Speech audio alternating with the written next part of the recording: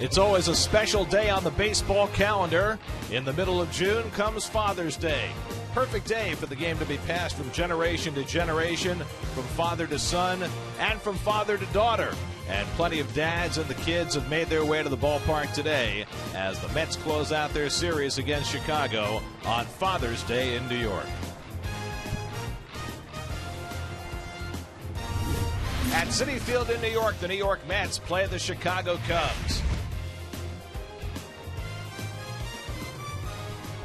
And a pleasant good afternoon, everybody, and welcome to Citi Field. Gary Cohen, Ron Darling with you today as the Mets close out their series against the Chicago Cubs. Wins have been tough to come by for the Mets these days. They've lost 10 of their last 12 to fall 15 games under 500. And it's really easy to point to the obvious things, the lack of hitting, the bullpen problems the Mets have experienced pretty much all season long.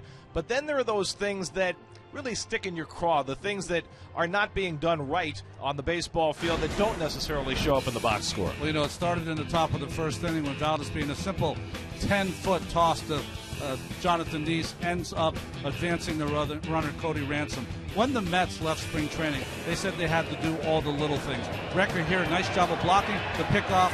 Murph not able to apply the tag and get back to the bag. He's pointing to second. He should be moving to first base. But there were other things all days, too. The little things. One of the best, probably, athletes on the team, not able to squeeze this in LaTroy Hawkins. And sometimes when you think of all these mistakes, sometimes you think of you've hit rock bottom. Lucas Duda decided, you know, he really wanted to do a team thing, get on base and try to score a run, but he just bunts it to the catcher. And then later the walk by line, something you can't do with the bases loaded. But I think more importantly, Gary, the little things that they were supposed to do in spring training that they had to do really to be successful this year, they haven't done, and they didn't do them in spades yesterday. And that just leads to even more frustration. Makes you want to take your bats and go home. So the Mets will persevere today and try and salvage a game from their series with the Cubs in the final game of the homestand, and Jeremy Hefner will be on the mound. And for as well as he's pitched, wins have been tough to come by for Hefner. Well, it's hard to believe. You look at his stats, that's what he did last game, those unearned runs with all the errors the Mets made. But, you know, his ERA is at 4. He only has 1 win. He has not gotten a win at home. His ERA is just over 3. So hopefully a little more luck today. And for the Cubs, Matt Garza, who was on the disabled list when the year began and all of a sudden is starting to look like trade bait. You know, I described Edwin Jackson, the pitcher in the first game, as enigmatic. Well, Matt Garza's like that, too. A no-hitter to his name, but you can see what can happen when he's not on top of his game. He was out for 10 months with elbow problems and a lat injury. Came back about a month ago. Fans coming in on Father's Day at Citi Field. It's the Mets and Cubs. All the action coming your way right here on SNY.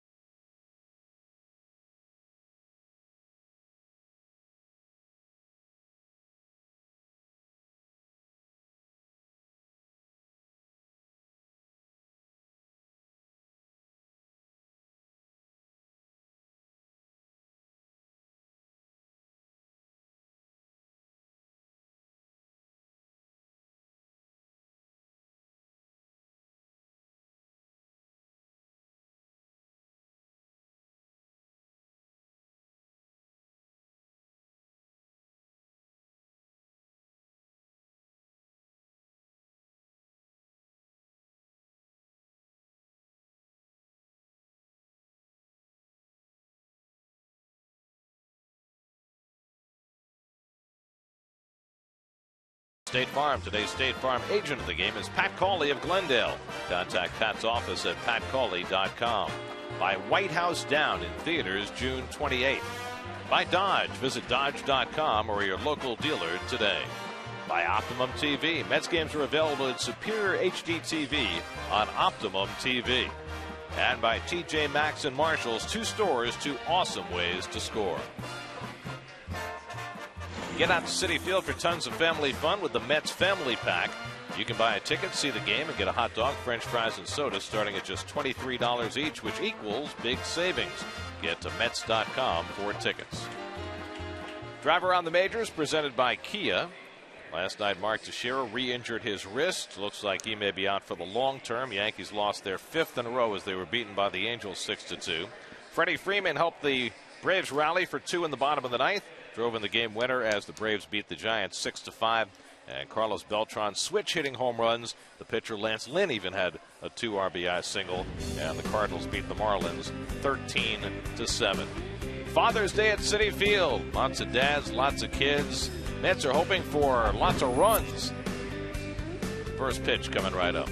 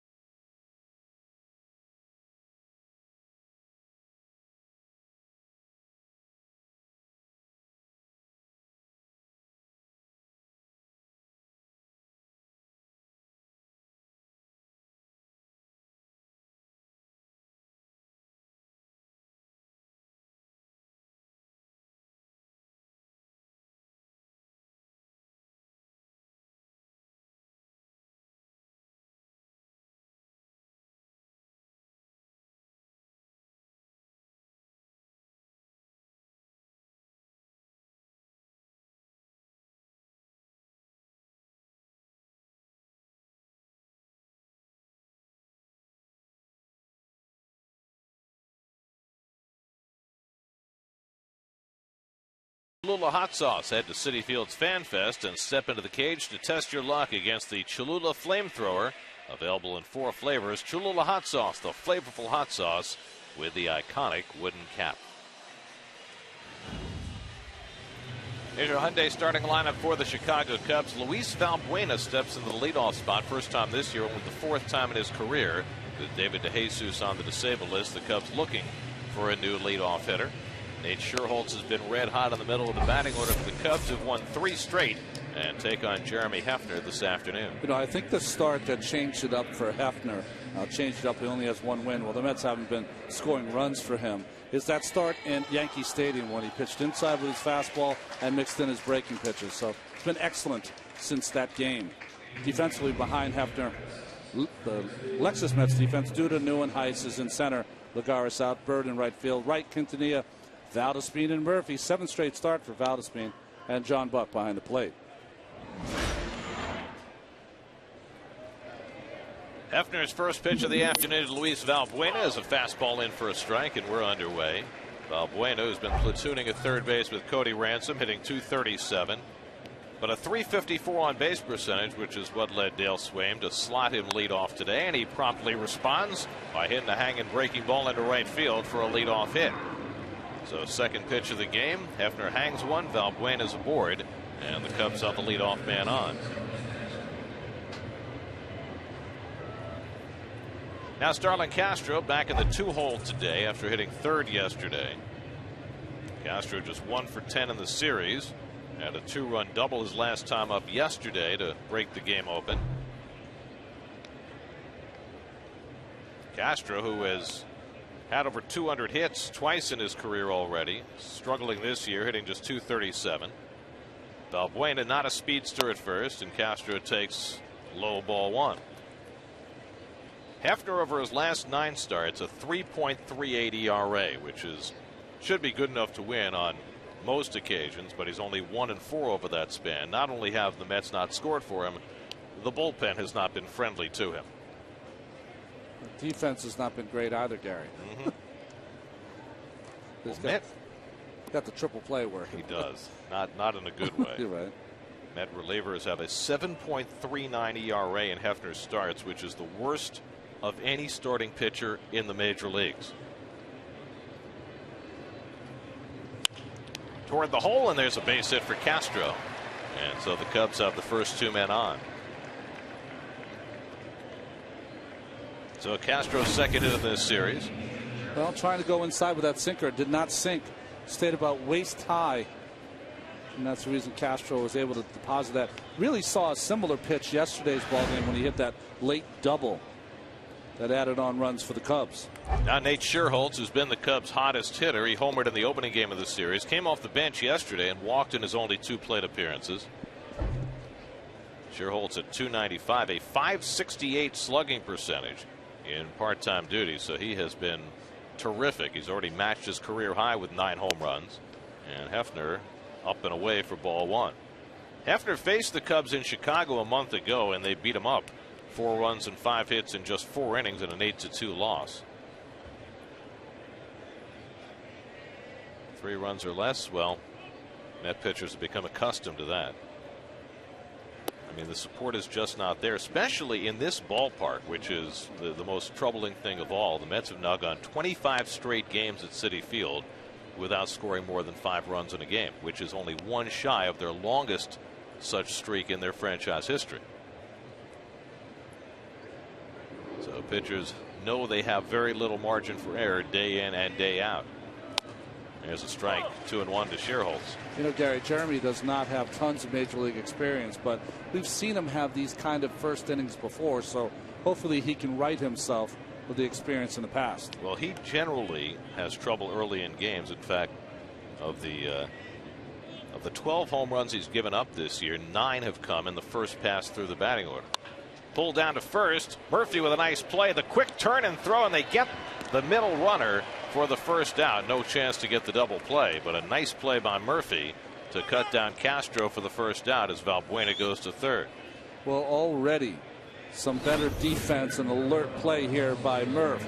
Not only makes the play going to his left, but gets rid of that ball quickly. Dangerous play, because that throw, if you have the runner Castro not looking behind him and getting in the path of the ball, that would have made a more difficult play for Murphy. Could have hit the runner and then got nobody on that play. So Castro erased on the 3-6 fielder's choice. First and third and 1 out.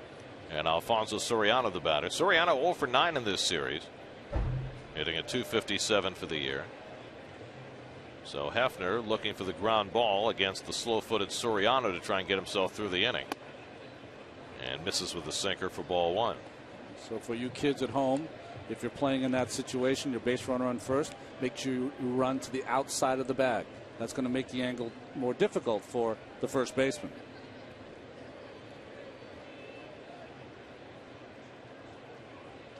Soriano takes a rip at a slider, and it's 1-1. You know what's interesting about Soriano? He's made a career out of really having that one swing. He looks for the ball middle of the plate in, doesn't try to go the other way. He goes the other way by mistake and looks to hit the ball to the ballpark. Anthony Rizzo waiting on deck. The Cubs, by winning the first 2 games of this series, have gotten within 10 games of 500. 28-38 on the year. 1-2 now to Soriano. You look at Hefner's numbers this year, he has been awfully tough against right-hand hitters. Righties are hitting just .203 against Hefner. Well, that was the reason right there. That great sinking fastball by Hefner opens up the plate to do whatever he wants. Soriano, you have to bounce the breaking ball. He'll swing at it.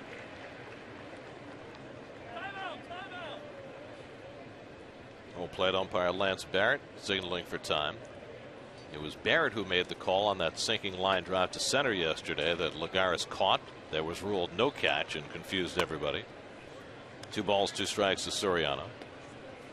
And everybody was talking about that play after the game because it was so difficult for the people who were on the field to comprehend. Ended up having no impact on the outcome of the game. Buck setting up outside, 2-2 to Soriano, and he lines one into left. That'll bring in the first run of the game. Buena trots in to score. 3 hits in the inning against Hefner, and the Cubs have a 1-0 lead. Soriano with his 29th run batted in. The problem going in, you have to know when you face Soriano, he uses one of the longest bats in the league, 36 inches long. So on that breaking ball away from him, he can go off the plate and hook it into left field. Had to know sometimes certain hitters what equipment they were using up there, because it'll decide how you face them. So Sherholtz now at second, Soriano at first with 1 out. A run is in. Here's Anthony Rizzo, 3 for 6 in this series, and he takes a fastball strike. Rizzo with 10 home runs, but he hasn't hit one in almost a month. In fact, his last home run came against the Mets on May the 18th against Robert Carson. That home run drought started about a week after he signed a 7-year contract extension. And Jed Hoyer, the GM, was asked about it the other day, and he said no connection, because he was red hot for a week after he signed the extension, and then that's when he went into the drought. Deoner Navarro waits on deck. So Hefner's given up 1 in the first inning and needing to limit the damage in a hurry. 1-1 to Rizzo, and it's up and away. I think it has more, Gary, to do with the Cubs' inability to hit with runners in scoring position, their inability to score runs, and their inability to put someone behind him who is a dangerous hitter. Cubs as a team hitting just .227 with runners in scoring position, but they've already cashed 1 in this inning.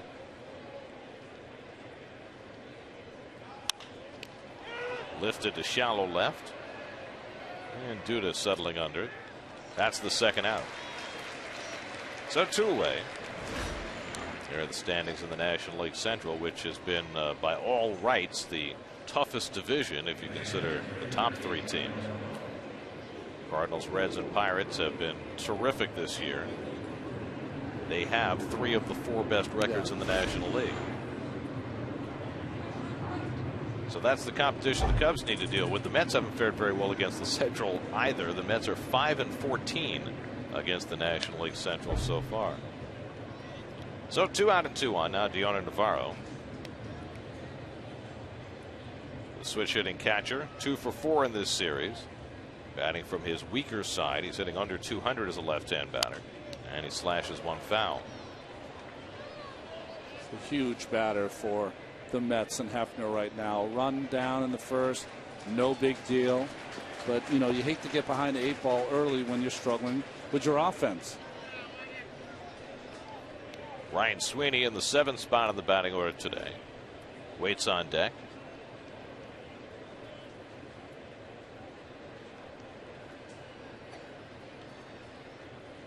Two on and 2 out. And Navarro gets jammed and fouls it back. And Hefner gets ahead 0-2.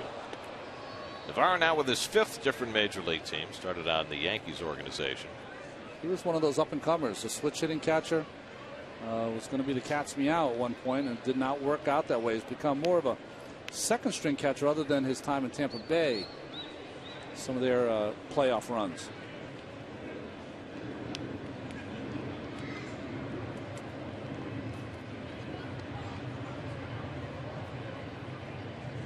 After a head 0-2, and he gets Navarro with a slider.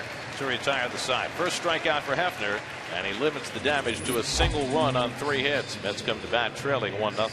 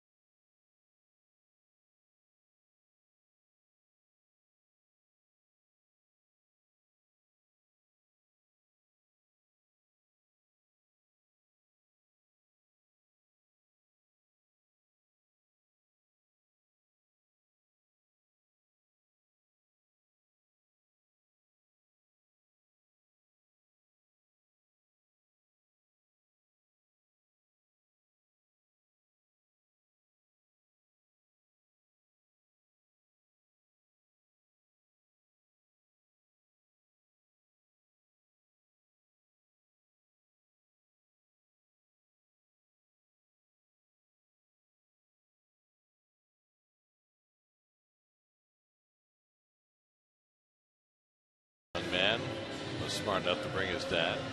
So with those youngsters and even the older kids, there's nothing like having dad with you on Father's Day in the ballpark.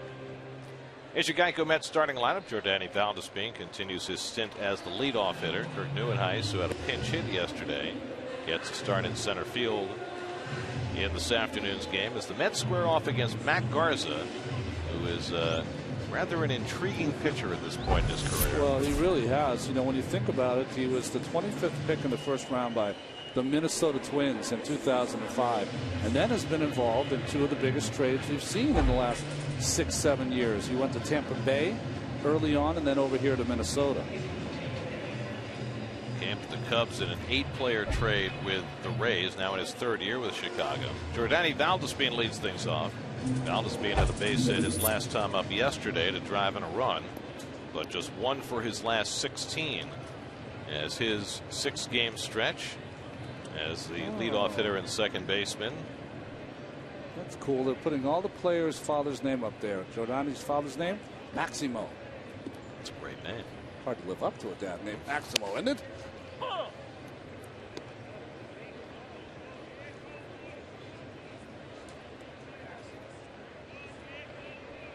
Well, when you're number 1, right? That's right. You are Maximo. Right. Matt Garza now 29 years old. And Valdespin pops one up into shallow left. Soriano jogs in under it. 1 away.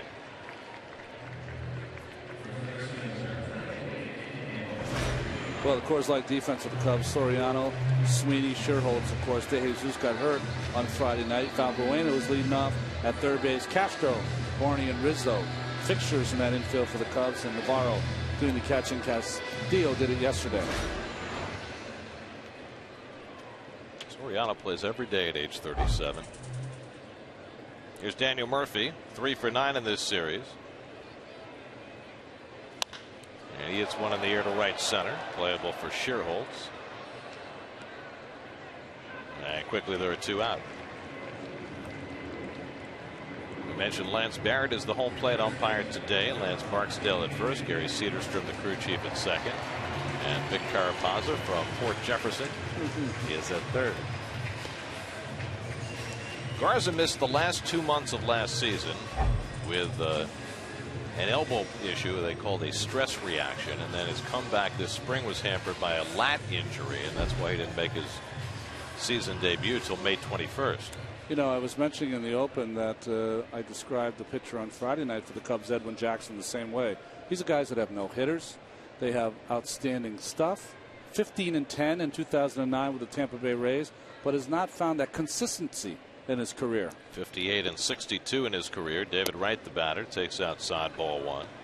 David 4 for 6 in this series, and over his last 8 games hitting .441.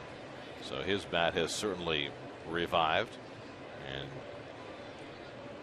David's father's name is Ron, sergeant in the Norfolk Police Department. Driven to right field, and that'll go to the wall as Sherholz plays it. And Wright scampers into second base with a 2-out double. 11th double of the year for David Wright. And it's amazing when you watch David and his resurgence the last week and a half. Everything's going to right field. You know what it is that he's intelligent enough to know that when he's up, pitchers are not going to challenge him on the inside part of the plate. So they decide to pitch him away. He knows that. And he says, I'm going to take what you give me. And a bullet down the right field line.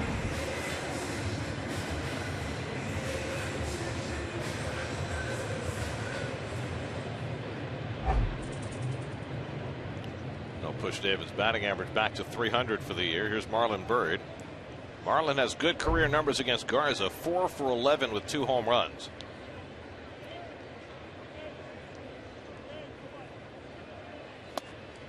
When you talk about hitters, what are you trying to eliminate? Lots of movement and make it simple.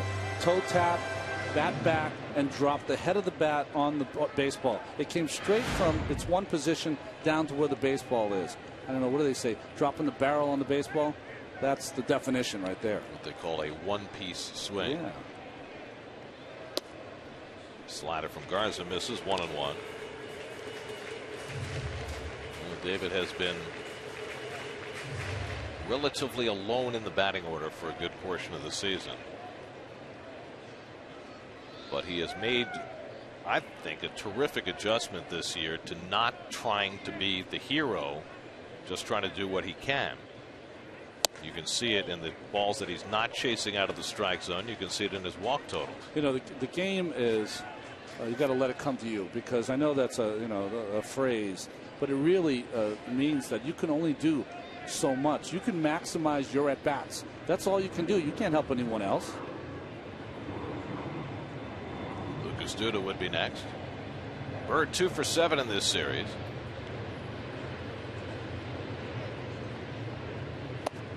And he takes inside from Garza, 3 balls and a strike. Mets have only faced Garza once before, and that was 2 years ago here at Citi Field in Garza's first year as a Cub. A no decision game for him. So most of these Mets don't have a whole lot of history with him, but Byrd does. And Garza knows it. Behind him, 3-1. And Byrd hits it in the air to center field. Sweeney circling under it, and that retires the side. 3 fly ball outs around David Wright's opposite field double. Father's Day at Citi Field, 1-0 Cubs.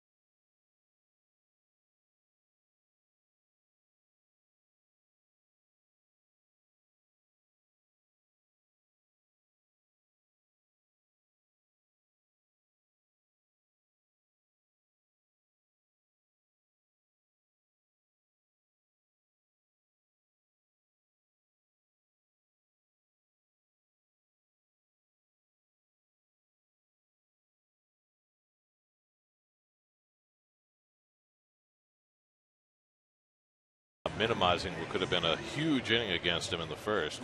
He'll face the lower third of the Cubs batting order in the second.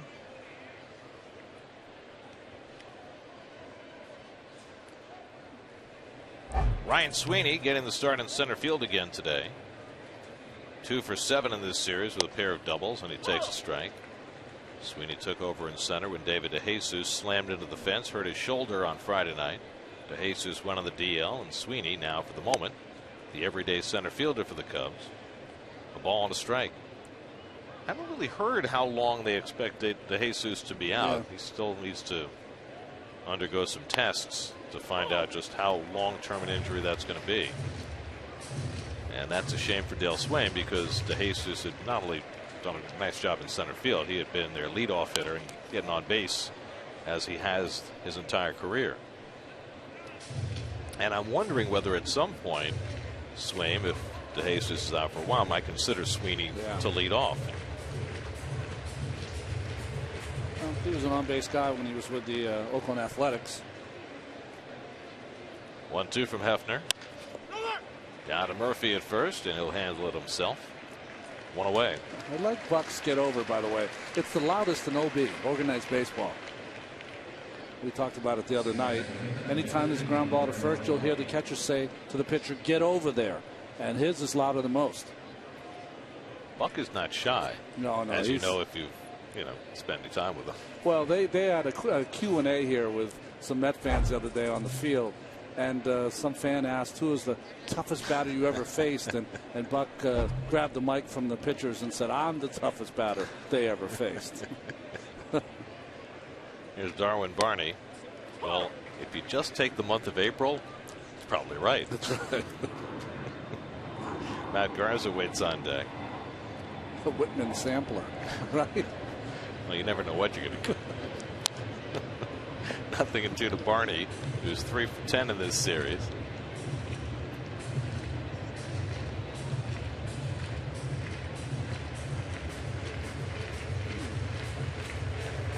That's wearing those blue ribbons on their uniform today to promote prostate cancer research and raise awareness on Father's Day. Blue on blue. Nice.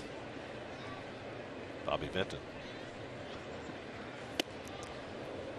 What was he? The Polish? He had a nickname. The Polish something. Bobby Vinton. Well, he had all those blues songs. That's right. I'm Mr. Blue. Blue Eye Velvet. Blue Eye Blue. Yeah, I got it. Mom used to play it on the stereo that was attached to the TV that was in the console.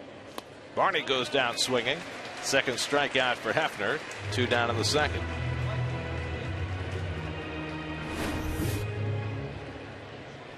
Well, this has been his best pitch, I think, since he started spring training. He worked on it all winter to really tidy up his slider, and it's become a real weapon for him.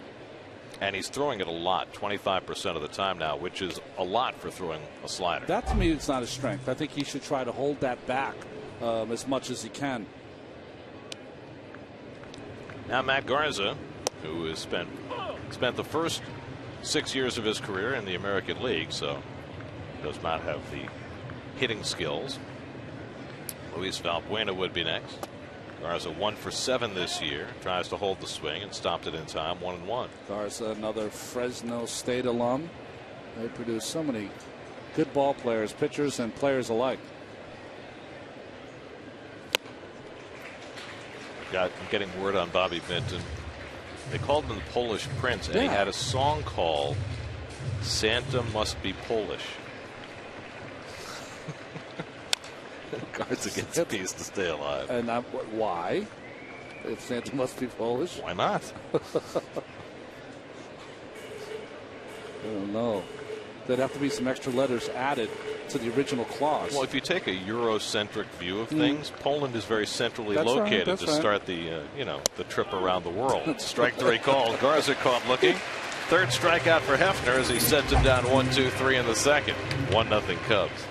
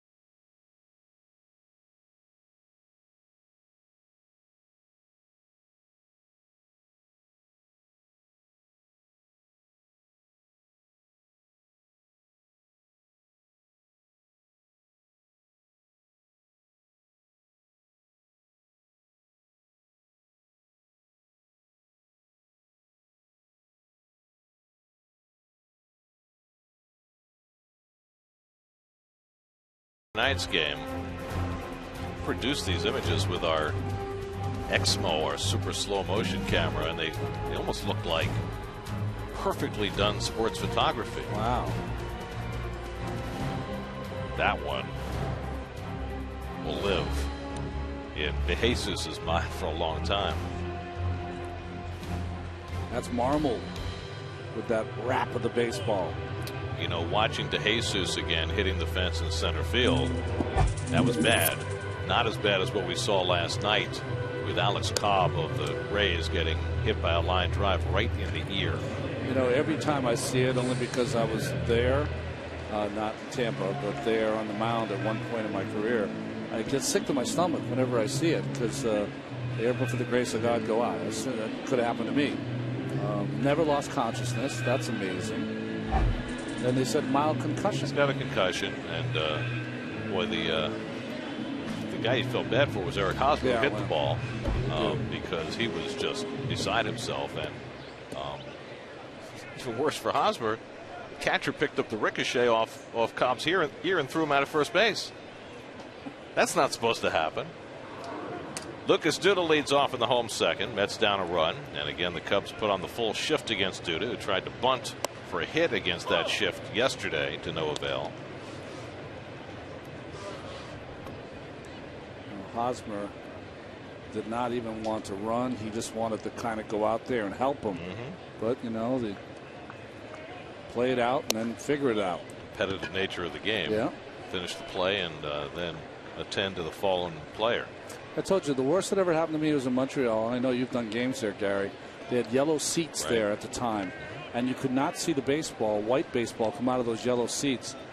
And one of the players, I think it was Mitch Webster, for do you remember the left-handed hitting center fielder, a lot of speed, awkward kind of player, a little Hunter Pence kind of player, but he really get the job done. He hit a bullet back at me that I never saw. It hit me in the left shoulder, and I remember that night being a little haunted by it, because I thought of the repercussions if that had been someplace else, you know, at your face or whatever. And Duda gets nicked by the pitch, and he'll go to first base. So Garza coming inside on 1 and 2, and the Mets have a leadoff base run.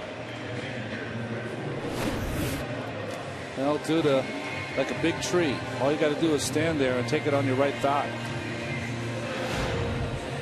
It's a big thigh. I mean, especially with that's the first time I've seen him with the showing the socks, right? Every once in a while on a Sunday. John Buck's going with the hiked up pants as well, and he's got the stirrups going today. I think Murphy's got the stirrups going also. So we've got a real old school look. The only bad part of this is just aesthetically, now it doesn't mean it's true. Big guys look slower when they have the stirrups. Just fools them. Sweeney takes care of Buck's fly ball for the first out. Can't be kind of like there. Those are the real stirrups, right? Yeah. Showing some white sanitary sock showing. But if you're a big guy, see, you usually have the big calf, and the big calf doesn't look good as far as speed. Now, if you're a smaller, thinner guy with a thin calf, it tends to look better. Now, let me ask you a question. Yeah, I put a lot of thought into that. I was going to say, when you were playing, did you think about those things? When you put your uniform on, you're maxing out your look, Gary. I mean, you want to look as good as you look. Now, the problem is, like most people who get up and dress every day, some people have no clue, you know, what to put on and how to look. But no, you think that when you go out there, it's part of, I am styling, I am looking great, no one's beating me today. That's how you feel. Kirk Neuenhuis on deck as Omar Quintanilla bats. Now, does part of that depend on which uniform you're wearing? Which team, and now you have to worry about which permutation of your team's uniform? For 10 years, I rocked one of the worst uniforms you could rock, right? I mean, that Met uniform in the 80s. With the piping on the side? Yeah, in retrospect now, people love it. They look at it as a great uniform, but that uniform was just hard to wear. Well, the overly tight. Now, when you had the road uniforms with the script New York on them, those are the worst. That's the worst. That looked like.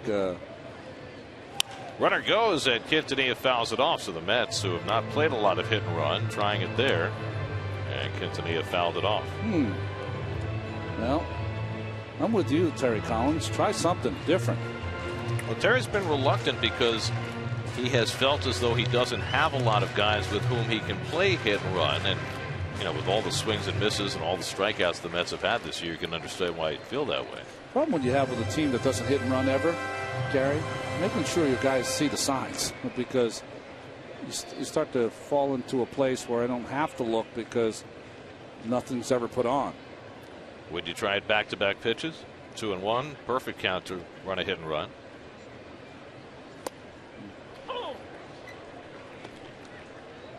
I think that happens with every team. We were talking with Terry Collins before the season in February or January, whenever we have our seminar meeting, and he said that he thought the Mets missed about 25 hit and run signs last year. It happens to every team. You're going to miss some. 25 is too big of a number. Well, considering they actually had a hit and run play on about 5 times all last year, that's a very high percentage of signs to miss. That was one of the finest catches I've ever seen in the second deck. Held his beverage, backhand play, barehanded.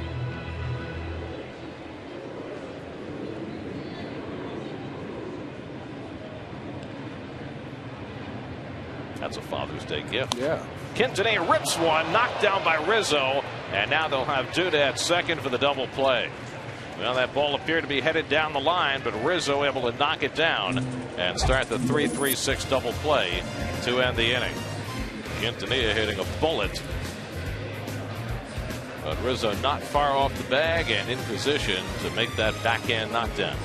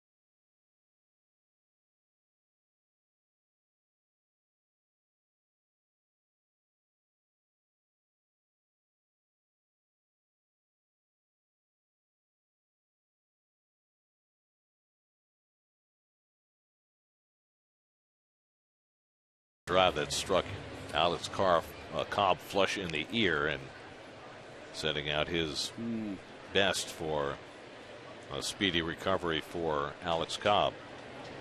Top of the batting order, Luis Valbuena leads off for the Cubs and promptly dunks his second hit of the game into right field. So Valbuena installed as the leadoff hitter today, singled and scored his first time up, and he singles to start the third.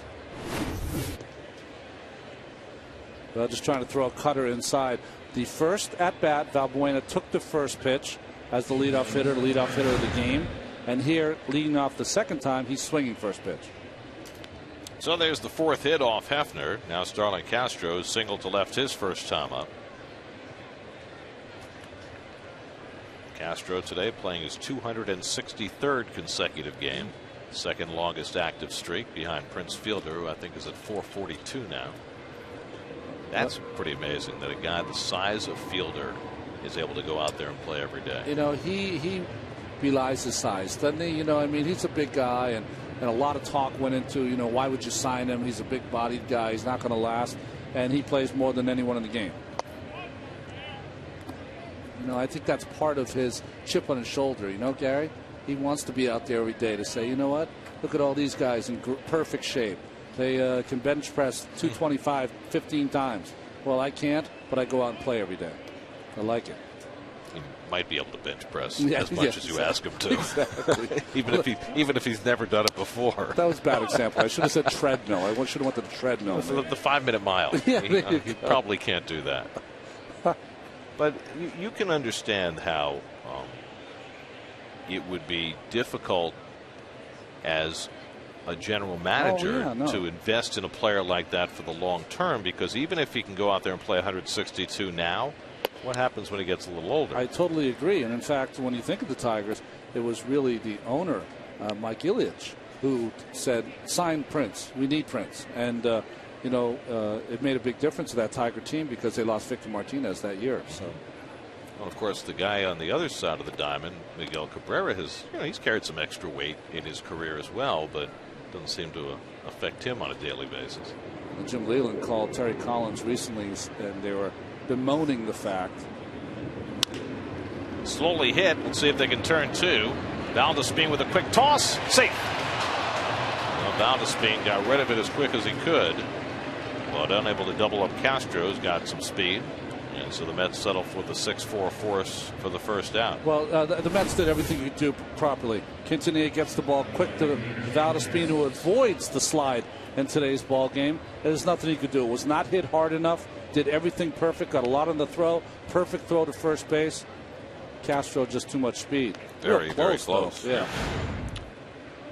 Well, Valdespin, who got upended twice yesterday on plays where he did not get a throwaway, today doing a nice job getting over the runner. Call strike to Shearholtz, 0-1. You know, attention to detail. We were talking about it in the open. And Castro, when you go to first, see where he steps on the bag, Gary? That play is not close if you step on the beginning of the bag. He stepped on the back half of the bag. That's not good.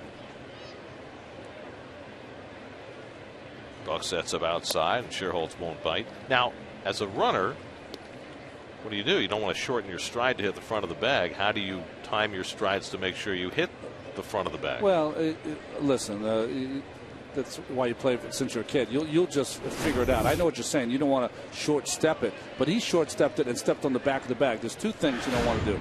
If you step on the front of the bag, that's the quickest way to get to the bag. Okay. Toward the hole, and Shearholtz has a base hit. Pulling in at second, Castro. Sorry, Gary. And the second and most important part, you step on the back of the bag, you break your ankle. Right. You know. So. Just a fastball away. I mean, you don't teach hitting much better than what Shearholtz did there. Nothing you can do except hit that ball that way. He saw the hole and he drove it right through there. Tony Gwynn did a real good job swinging like that. That's it. Shifted the left side of their infield towards second base, which created that hole. If you play straight up, that's a double play. First and second and 1 out. Now Soriano, who drove in the Cubs run with a first inning single. 5 hits now off Hefner. All of them have been singles. And he runs that fastball inside, ball 1.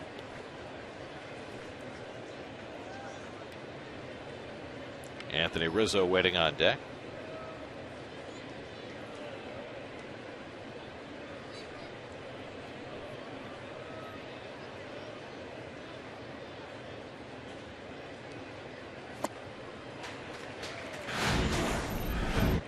Talked about it before.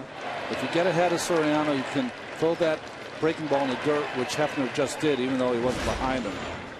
Had Hefner shaking his head. This is a good news, bad news guy to have up there. He's got as much pop as anyone in the lineup, but he's a real candidate for a double play.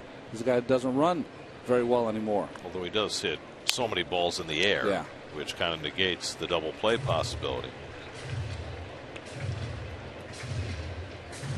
The Cubs yesterday left 16 runners on base, which matched the most ever against the Mets in a 9-inning game.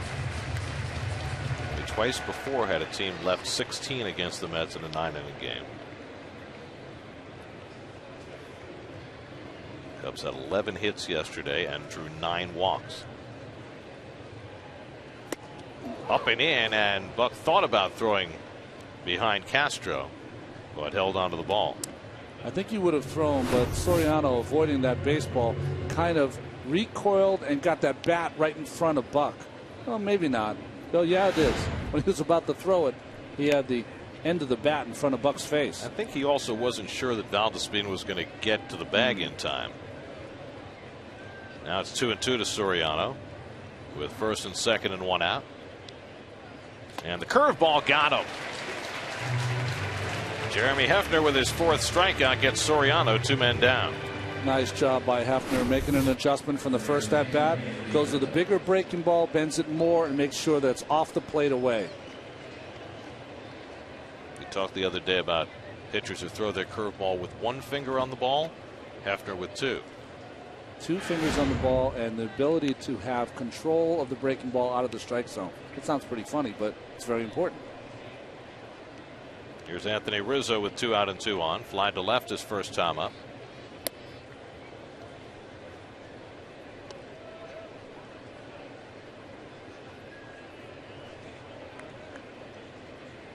Deontay Navarro would be next. Hefner stranded a pair in the first inning, trying to do the same here in the third. And Rizzo takes a strike, 1-1. Rizzo's got his hand so low. It's so low, and I've already seen in this game, we've seen guys behind in the count, at least a half dozen fastballs taken for strikes. I don't get it. What does that remind you of? Eric Davis from the left side. Exactly.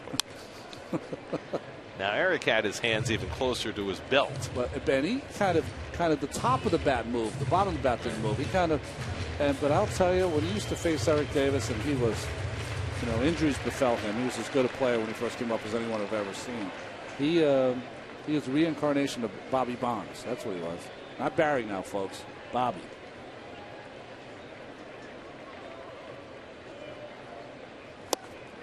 Gets him with a slider. Hefner strikes out Rizzo. So back-to-back strikeouts for Hefner to get him through the third. He's got 5 strikeouts already. Cubs have a 1-0 lead in the third.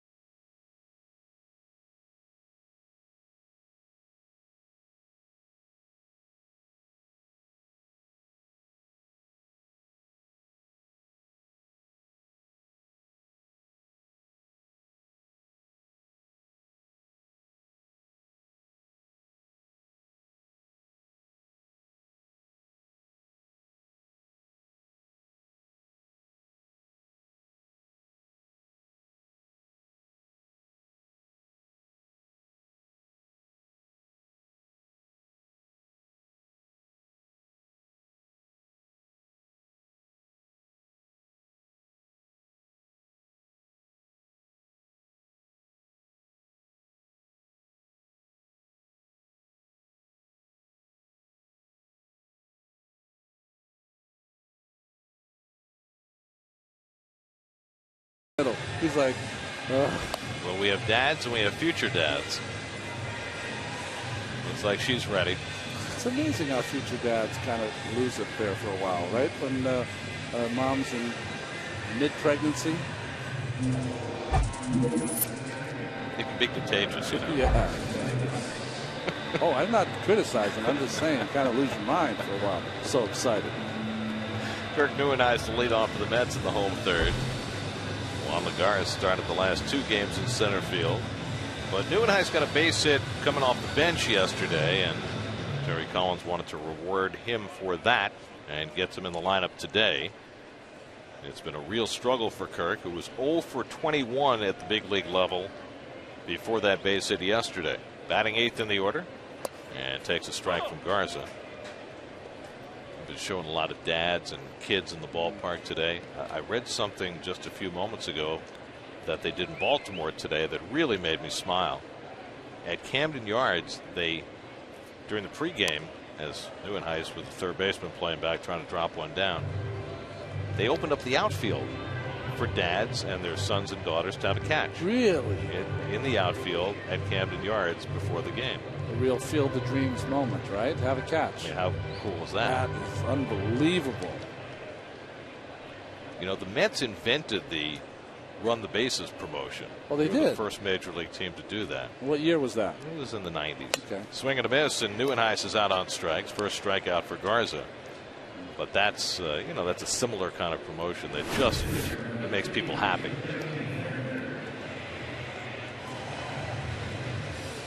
The high fastball is a ball that Neuenhuis, as he moves forward and as he wants to get better, he's going to have to lay off that pitch. It's a pitch he just can't swing at. Can't hit it. Can't lay off it. Exactly. Nag. Buell. One out and nobody on. Here's Jeremy Hefner, and he takes a strike. You know, that's my that is my all-time favorite baseball movie. It really is. You know, League of Their Own. League of Their Own. You know, with all the great ones out there, I just every time I watch that movie, it makes me laugh. Hefner posts one foul. Now, Gina Davis, Yeah. we all know who plays her sister. Oh, who is the actress? I want to say Lori Petty. Oh, that's a good call. That is a good call. That's very good. I'm very I'm impressed. so impressed when we don't have to Google something. We can come up with it. Here's the 0-2 to Hefner, and he taps one to the right side, and Rizzo goes wide to play it. Garza gets over, 2 away. Let's look at our AT&T trivia question for today. The entire Cubs infield made the All-Star game in 1969. Ronnie and I know can name them. Yes. But can you? That's good. Without Google. Well, 5 minutes, then you can Google. That's the caveat these days. Of course, the All-Star game will be here at Citi Field next month. Here's Valdespin, who flied to left his first time up. There were so many great performances in that movie. I mean, and you think about Tom Hanks and Rosie O'Donnell and Madonna and all that, but the John Lovitz role is fantastic. It was, right?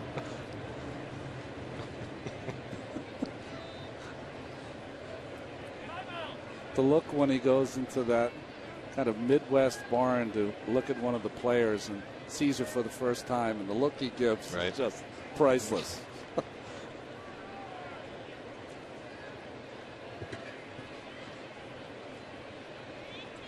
He played the character, the actor, right, in Saturday Night Live. One Sure. of those. Oh, man. And the liar. And the liar. We had him on a broadcast did when we you? were in Chicago a few years ago. Was he funny? Because they're not He always was funny on air. hilarious. Oh, he was. Great. Yes, you're right. A lot of times the people who were funny are not necessarily funny when they come on unscripted. He was hilarious. Valdespin drives one to deep right field. Sherholtz back to the warning track. He reels it in. Valdespin giving one a ride, but Sherholtz tracks it down, and Garza has himself his first 1-2-3 inning of the day.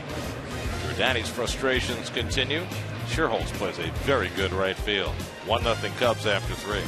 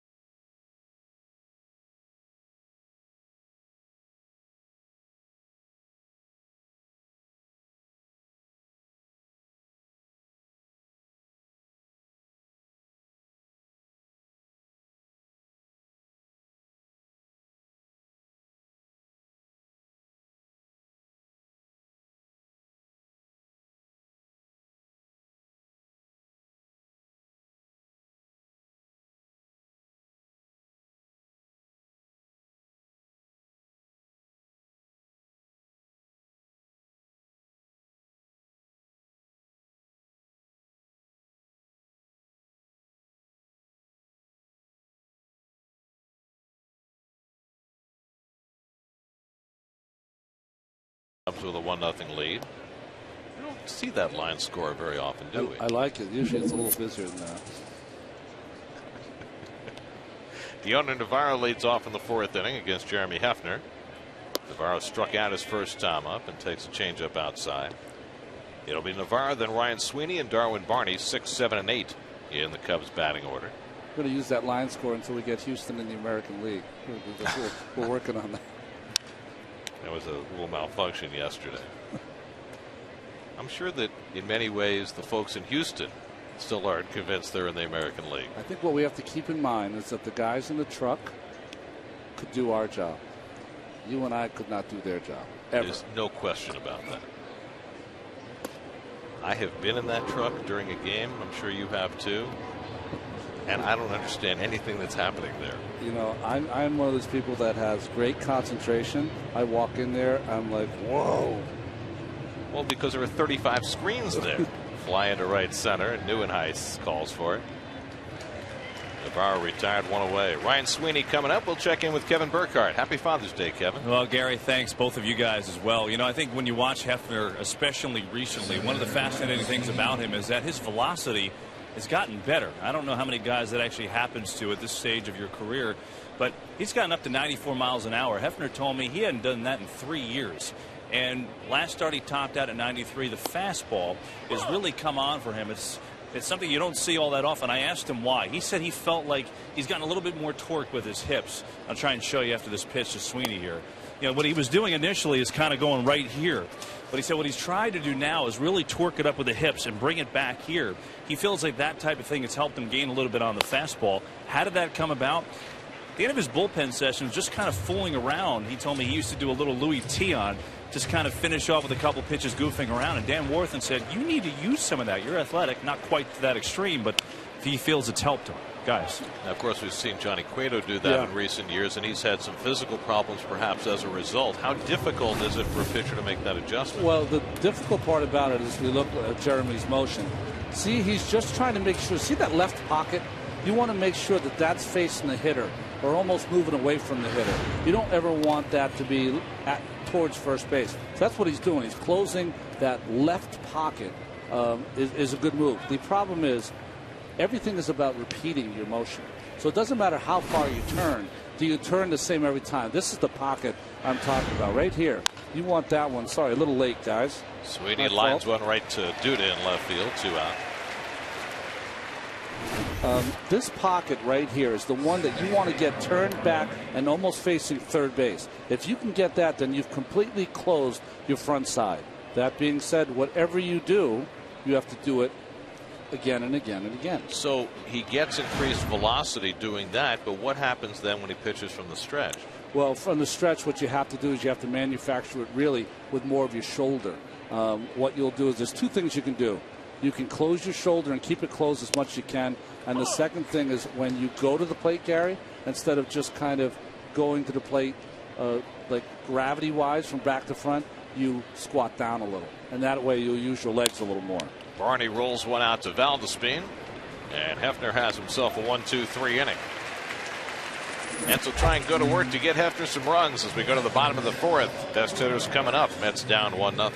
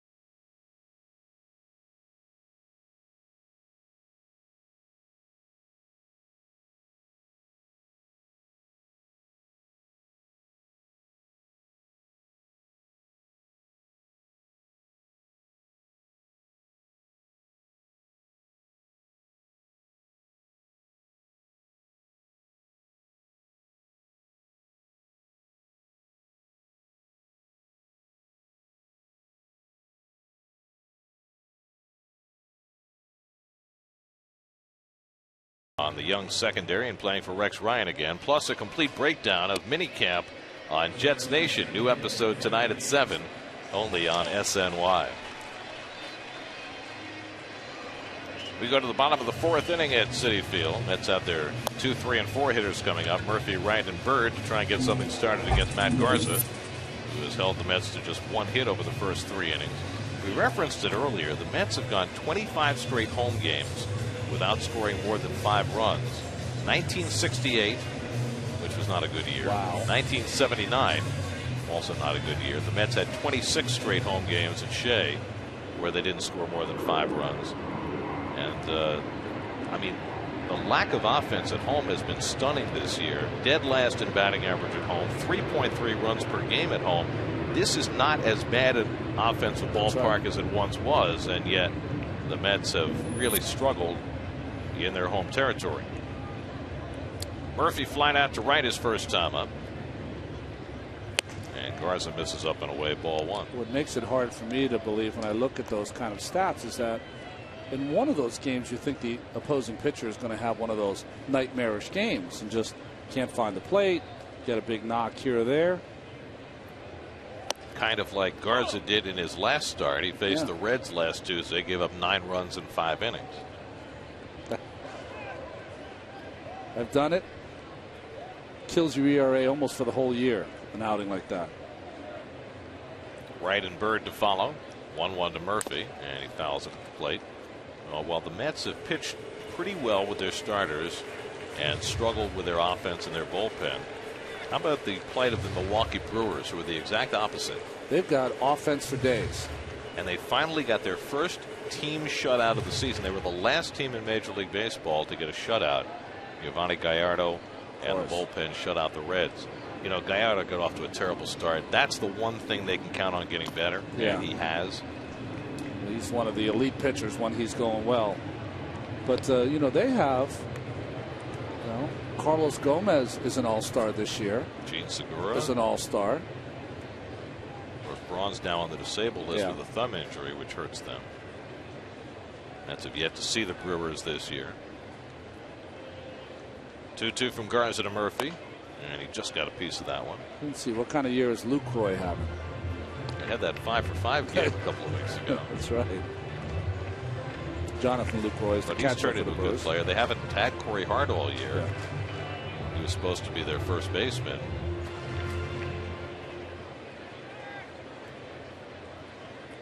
But the other guy I like on that team in the outfield is Aoki. Yes.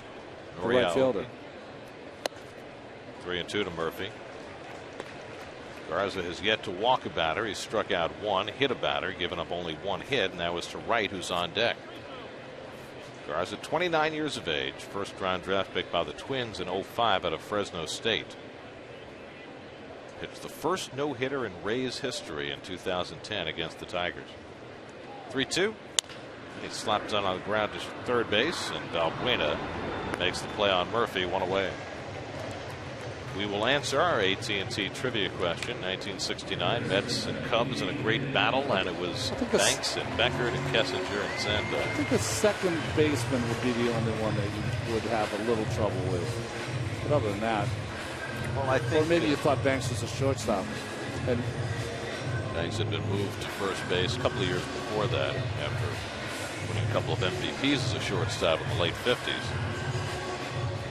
David Wright slammed a double down the right field line. Of course, the Cubs had a huge lead against the Mets in the middle of August, and the Mets went 37-11 down the stretch to win by 8 games in the National League East.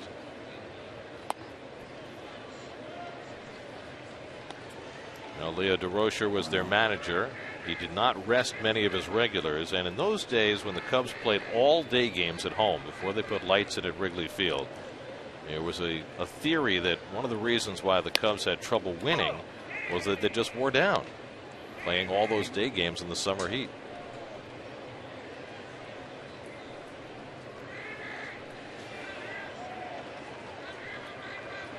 Nobody was talking about the Billy Goat in those days. No. There's a nice slider for a strike, 1 and 2 to Wright. But you know, routinely in those days, everyone played 155 games. I mean, well, even Randy Hundley, their catcher, caught 160 games. I mean, that's unfathomable. Yeah. Buck was on that pace early. Just about. Molina, too. Wright has to jump back. 2-2. Boy, interesting. Garza has just been crowding, almost bullying Wright in this at bat. Every pitch has been inside. This fastball moves him off the plate. There's an old adage: up and in, down and away. Let's see if it happens. He tries it, and Wright rolls over the breaking ball, and Valbuena throws him out, 2 away. Still works. Always has. Tom Seaver used to have a great line. You know, he really did not suffer fools gladly. So he had no interest in the team meeting or pitchers meeting before the game. You know, he was a scientist, you know, so he knew exactly what he wanted to do. But that was his thing to get out of the meeting. He'd go, "Oh, we having that meeting again, but up and in and down and away?" Okay. That was his way of not going to it. Here's Marlon Byrd, who flied to center his first time up. You know what I never have asked Tom? You know, he had such a great catcher in Jerry Grody for all those years in his first stint with the Mets. I wonder how often he shook Grody off. That's a great question. I think if he answered, I shouldn't answer for him, because I pitched to a great catcher, is that some days you're just not in sync, you know, so probably less than most people, because Grody knew Seaver as well. But there's just some days you just are fighting against each other the entire game. It's a weird dynamic. And each guy is trying to win, you know, with the call. Another ground ball for Valbuena. He handles 3 in the inning, makes all 3 plays cleanly. And Garza has a 1-2-3. He's now retired 8 Mets in a row. We are through 4 at Citi Field on Father's Day. 1-0 Cubs.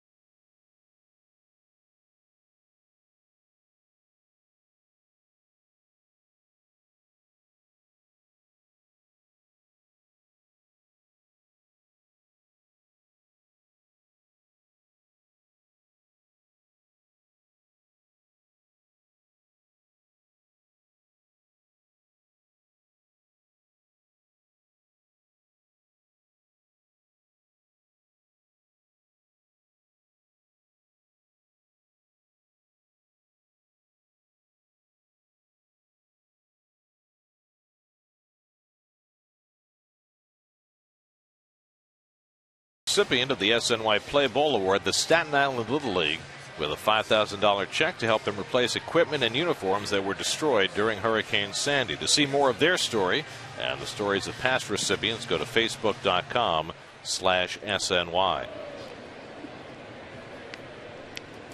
5th inning at Citi Field. Good pitchers duel developing between Jeremy Hefner and Matt Garza.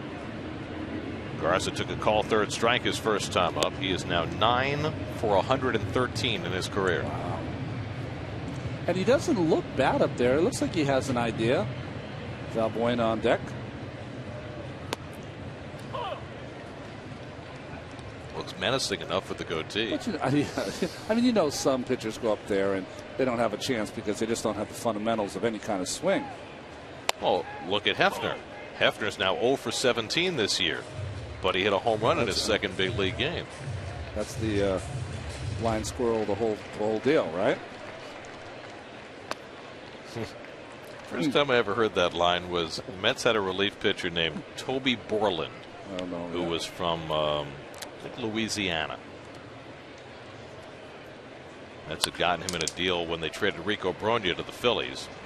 Not a great deal from the Mets standpoint. Anyway, as Garza grounds out one away, and Borland, who had a rough time as a Met, had a game where he came in relief, retired 6 guys in a row, and I went to talk to him the next day to ask him about it, and he said, well, even a blind squirrel finds a nut now and then. And I had never heard that before, and it was so poignant in Toby's way of speaking. Well, he was struggling probably because if he's making comments like that, his confidence factor probably not up to the level that you need for a major league pitcher. That's about a few of those over the years. Pitchers who didn't project a lot of self-confidence. They had a relief pitcher a few years back named Doug Henry. Now, Doug actually went up to the Giants and pitched very well after he was with the Mets, but Doug had this hangdog look on his face where he went to the mound and you just didn't get an air of confidence. Because he didn't look confident. Exactly. So you didn't feel confident that he's going to get the job done. Valbuena's 2 for 2, and he takes it low, 2-1. He also, if I remember Doug Henry, because I watched him pitch many times, he would also have that look of despair when things were getting bad. Where boy, Chicken Little, the sky is going to fall pretty soon. He had, though, I don't remember what year it was, but he went to the Giants and he had about as good a half a season pitching for Dusty Baker, but Dusty pitched him like 50 times the first half of the year, and you know how that works. Yep. Starlin Castro on deck. Here's the 2-2, and Valbuena tries to lay off, stopped it in time. Vic Carapazza with the call, 3-2. Hefner has not walked a batter this afternoon. He's struck out 5. He's retired the last 6 Cubs that he's faced.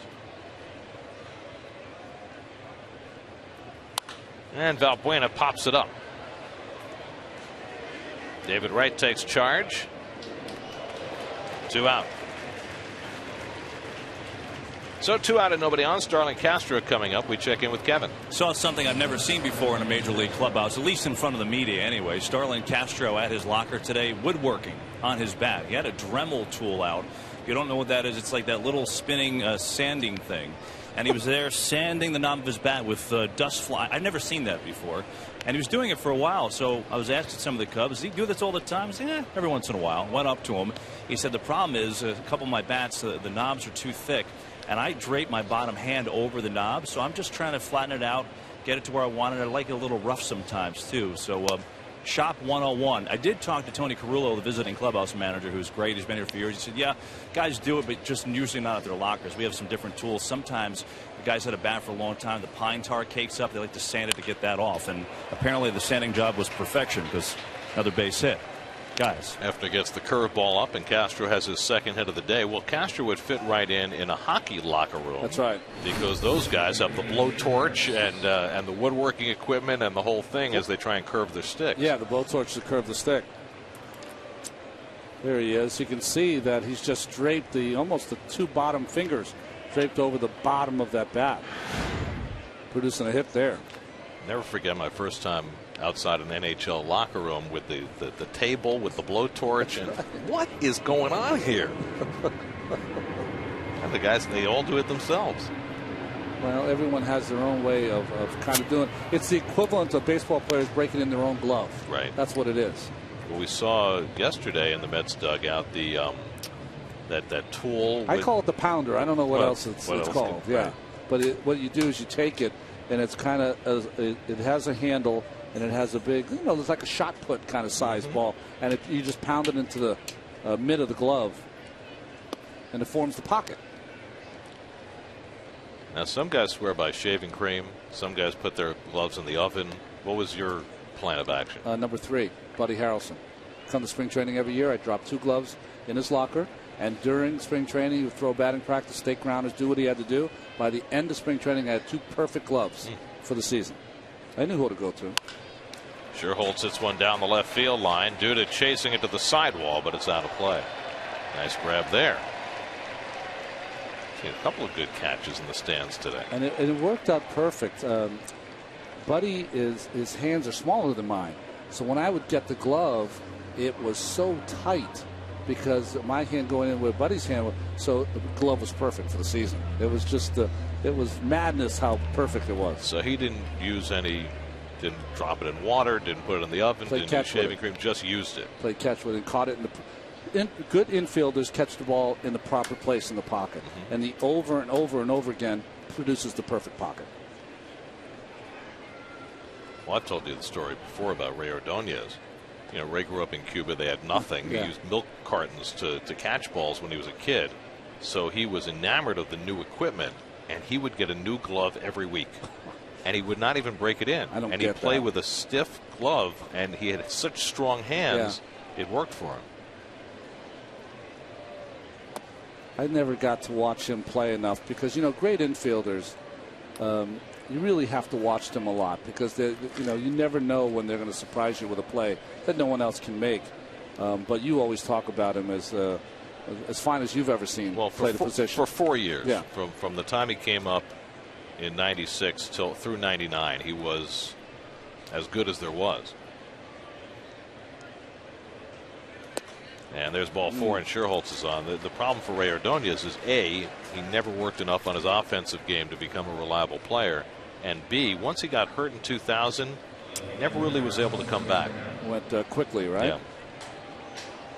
That's the first walk given up by Hefner, and now it's Soriano the batter. And every once in a while, when we see the Washington Nationals, we run into F.P. Santangelo. Right. He was the guy sliding into second base. Ordonez tried to whip around and tag him, and he broke his arm on Santangelo's helmet. Soriano's 1 for 2, is driven in the only run in this game, and he fouls it away.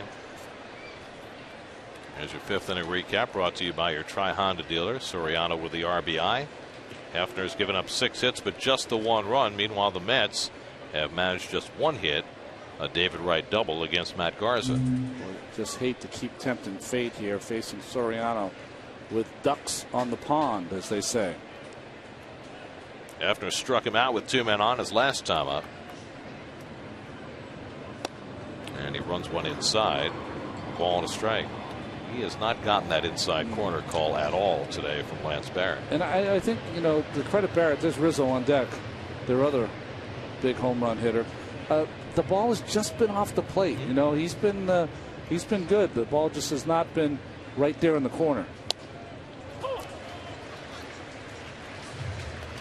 the Cubs have struggled all year to drive in runners, as have the Mets, right near the bottom of the National League. The polar opposite of the Cardinals, who were just here earlier this week. Who were hitting about .340 with runners in scoring position. Leads to a lot of managerial frustration. Hefner ahead on Soriano 1 and 2, and again Buck comes inside and he gets it there, and David Wright with a diving stop, but he throws it high. It gets over Murphy, trying to score now. Castro, the throw goes away. Castro scores. Now here comes Sherholtz trying to score, and he comes in. That ball gets away, but Soriano will hold it third. A comedy of errors, and the Cubs lead it 3-0. David Wright made a great play, and what ensued were 3 bad throws in a row. 1 by Wright, 1 by Murphy, and then the final throw thrown away at the plate. And 2 runs come in to score. Remember, it's Jeremy Hefner who gave up 5 unearned runs in his last game. Now, great stop, was going to go to second base. No one there. So decides to go to first, gets underneath, and it sails. Once it sails, it stays in play. Now Murph hustles after it and makes the throw falling away. That gets by Buck. Hefner not there to back up. Once he gets to the ball, well, it's not Quintanilla by that time, gets to that baseball, and he throws it away also. Rizzo hits a dribbler. Hefner on it quickly, throws him out to end the inning. But the Mets throwing the ball all around the field, costing them 2 runs. And the Cubs halfway through lead at 3-0.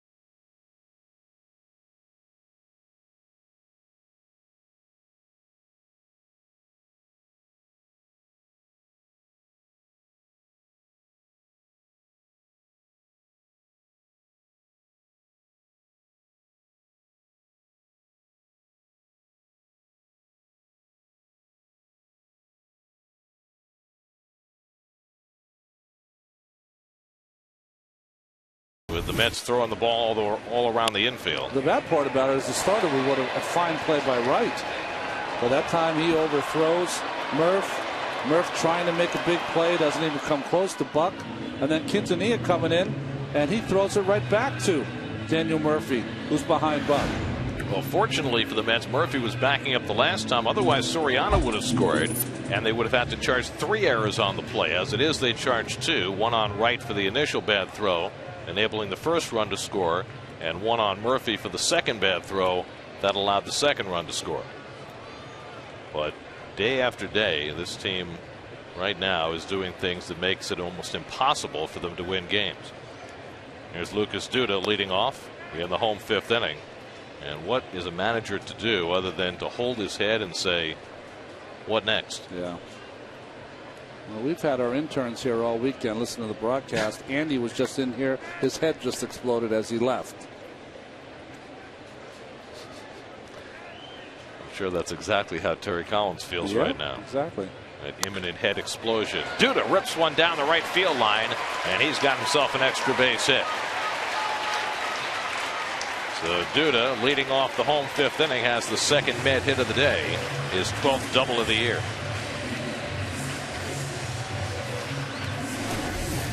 Well, Lucas's strength is that ball down, and that quick bat just dumps it into that right field corner. Quick bat inside, down and in. That is Lucas's strength.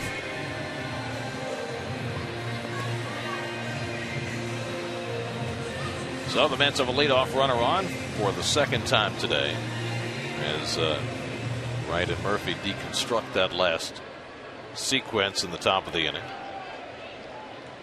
John Buck flied to center his first time up.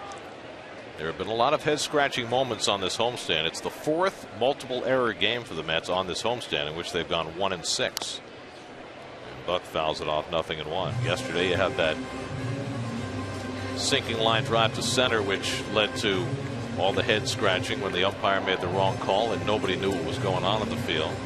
You had the toss back to the pitcher that went awry. You had the pickoff play where nobody covered at first base. When a team is not winning, and especially when they're not hitting, where they're not able to overcome their mistakes, the mistakes become that much more glaring. At home too, Garrett, you know. Buck flied to center his first trip.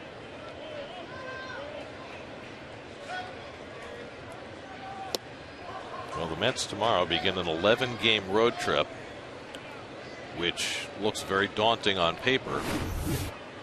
But after a homestand like this, you almost want to go on the road. Yeah, right. Good slider there from Garza. 4 different cities for those 11 games. Looked for a little while over the weekend like it might be 12 games with a little donut hole in the middle for a home game. Right. But the Mets at least avoided the weather. It's about the only thing that's gone right for them during this homestand.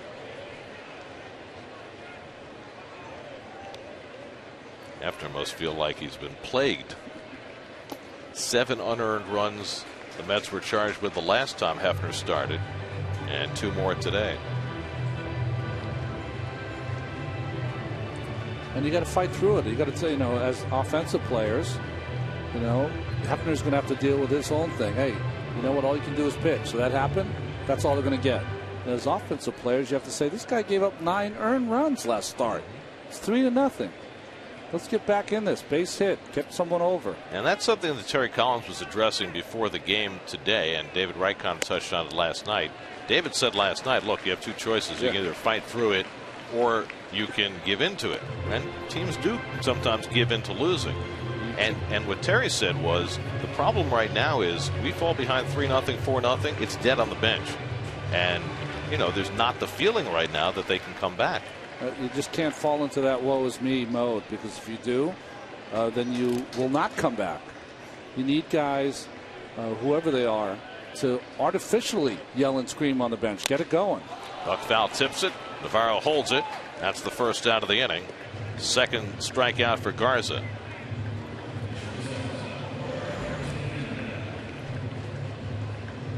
This was between innings, and Terry Collins calling Hefner over, and What do you think this message is? Well, I think the only thing he could be talking about, because he's got the lineup card there, right, would try to walk Jeremy through the scenario that could happen that might get him out of this game if he had to hit for him.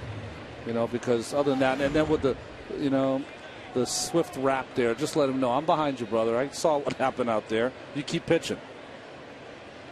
Hefner's at 87 pitches through 5 innings, so certainly they wouldn't be shy to hit for him.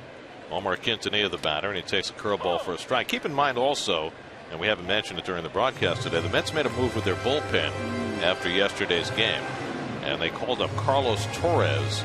Now, Torres had been working as a starting pitcher down in Las Vegas, and so he is a guy who could go to for multiple innings if you were to bring him into the game, which gives you a little more leeway to pinch hit for your pitcher early. Curveball for a strike. Now, the Torres situation is interesting. He's a veteran player. He's 30 years old. He's had some big league time with a couple of different teams, and there he is up in the bullpen. He had an opt-out in his contract this weekend, and the Mets either had to call him up or let him go. And the Mets decided that he was valuable enough that they didn't want to lose him, and they called him up.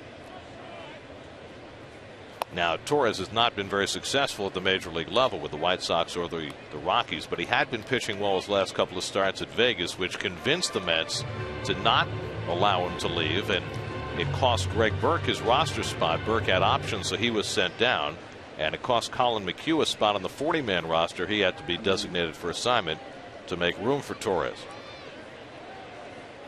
Quintanilla fouls it back, and it's an interesting call, isn't it? Because it's not like Torres is a young pitcher, but right now the Mets are so desperate to find somebody to be successful in that bullpen, they didn't feel as though they could afford to let him walk away. It's interesting, the machinations that have to happen behind the scenes to get a player here.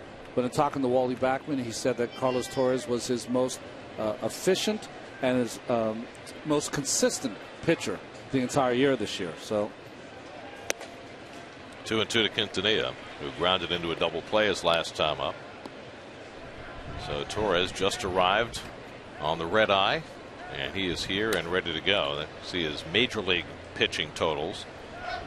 Pitched last year for Colorado, which will somewhat inflate your numbers.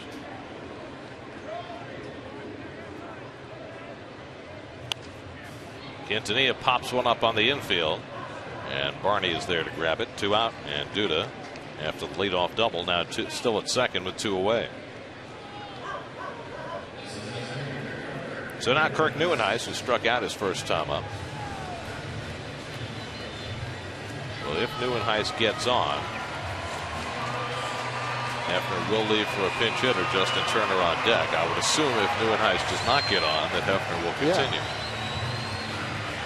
Well, it's not the same situation at all. But remember on Thursday when Matt Harvey was pitching, Neuenhuis came up, first base open, and Mike Matheny walked Neuenhuis to get Hefner out of the game. Yeah, that's not going to happen today. Don't think so. Of course, that was in the 7th inning, not in the 5th. That didn't get as much play around baseball as I thought it would.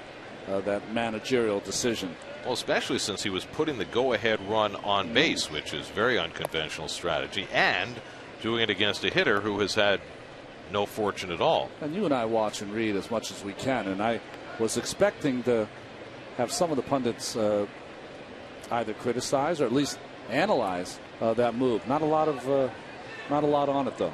Might have been more criticized had it blown up in Matheny's face. But you know how that works, right? Yeah. Right. It's not whether it's the right move or the wrong move, it's whether it works. Whether it gets play or not. It's like that when the Mets faced the Cubs. Matt Harvey was pitching, took him out, brought Rice in. He got the ground ball to Marlon Byrd in first base that threw the guy out at home. Right. It worked, ball to right field. Right? It worked. 2-1 to Neuenhuis. Well, also when that game in Chicago where Harvey was left into bat in the 7th inning, he got a hit, gave himself the lead. If he doesn't get the hit, how come he didn't pinch hit for him? How can you keep him in there? Duda at second with 2 down, 2-1 to Neuenhuis. And Kirk fouls it away. Fastball at 93 from Garza, so he's getting a little stronger as this game goes along. Garza just at 62 pitches. Been very efficient so far this afternoon. Has now walked a batter. He's gotten ahead. Most pitchers since Neuenhuis has been called back up have been apt to throw that ball about letters high.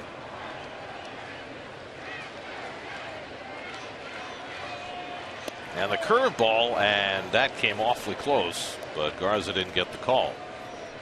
3-2. Well, that's a good pitch. You know, you talk about a hitter protecting the plate. There's nothing you can do there. That ball never saw the plate until maybe, well, just missed.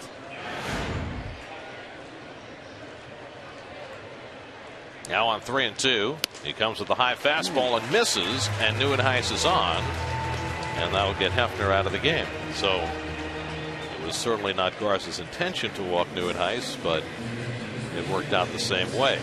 So the Mets get the tying run to the plate, and Justin Turner will be the pinch hitter, batting for Hefner, who will leave after 5 innings, again having given up only 1 earned run, as was the case in his last start, but his defense betraying him again.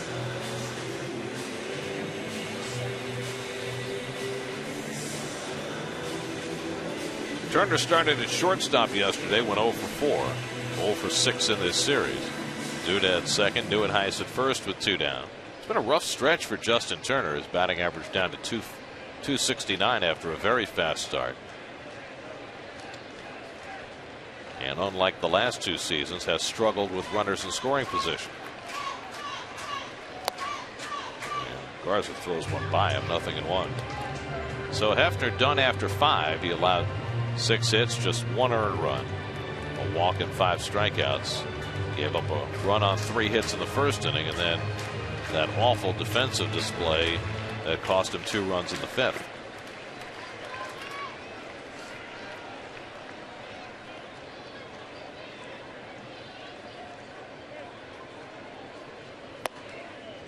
And Garza misses. A ball and a strike.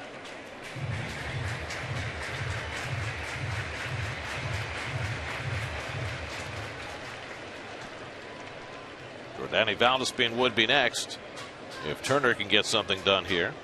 That's got a leadoff double from Duda. He's still at second. Neuenhuis at first with 2 out. And Turner lays off the slider, 2-1.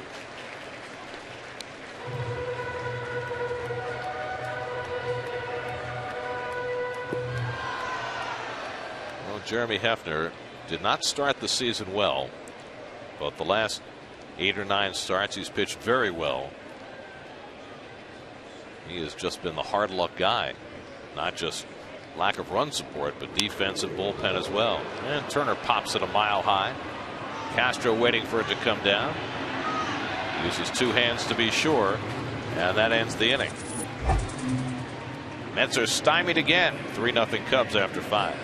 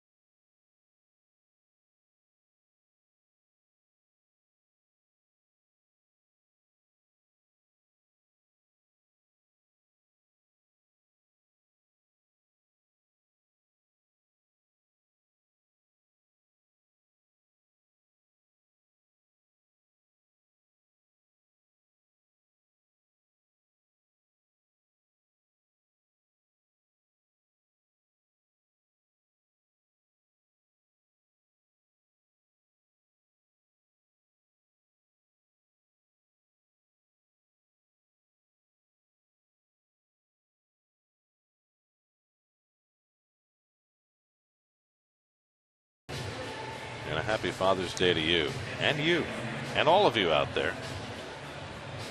Here's your Mets upcoming schedule. You can listen to all Mets games on Sports Radio 66 and Sports Radio 101.9 FM WFAN. Mets begin an 11-game road trip tomorrow night in Atlanta with Dylan G on the mound against Tim Hudson. Day-night doubleheader, Harvey and Wheeler on Tuesday.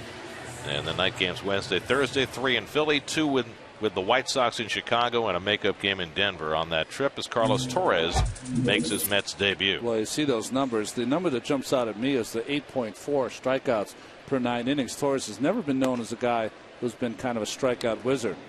And the low walk total also impressive, because in his major league stints, Torres has had trouble throwing strikes. And some time with the White Sox and with the Rockies. 31 games with Colorado last year. He's 30 years old, from Santa Cruz, California. You know what I find interesting? I don't get it. Maybe you can tell me. He started 12 games, 6-3, great record. Comes out of the bullpen here in the stretch. Why would you pitch from the stretch? You've been starting in Las Vegas. Just come out and pitch from the windup. Well, last year in the majors, he was strictly a relief pitcher. I think you've been doing it all year. Well, the question is, was he pitching out of the stretch as a starter in Vegas? You know what? You got me. I knew you would. That we don't know. I knew you would. Well, because there have been pitchers who have done that. Didn't Nomo throw a no-hitter out of the stretch? He did. At Coors Field. First one ever. That's like hitting the lotto.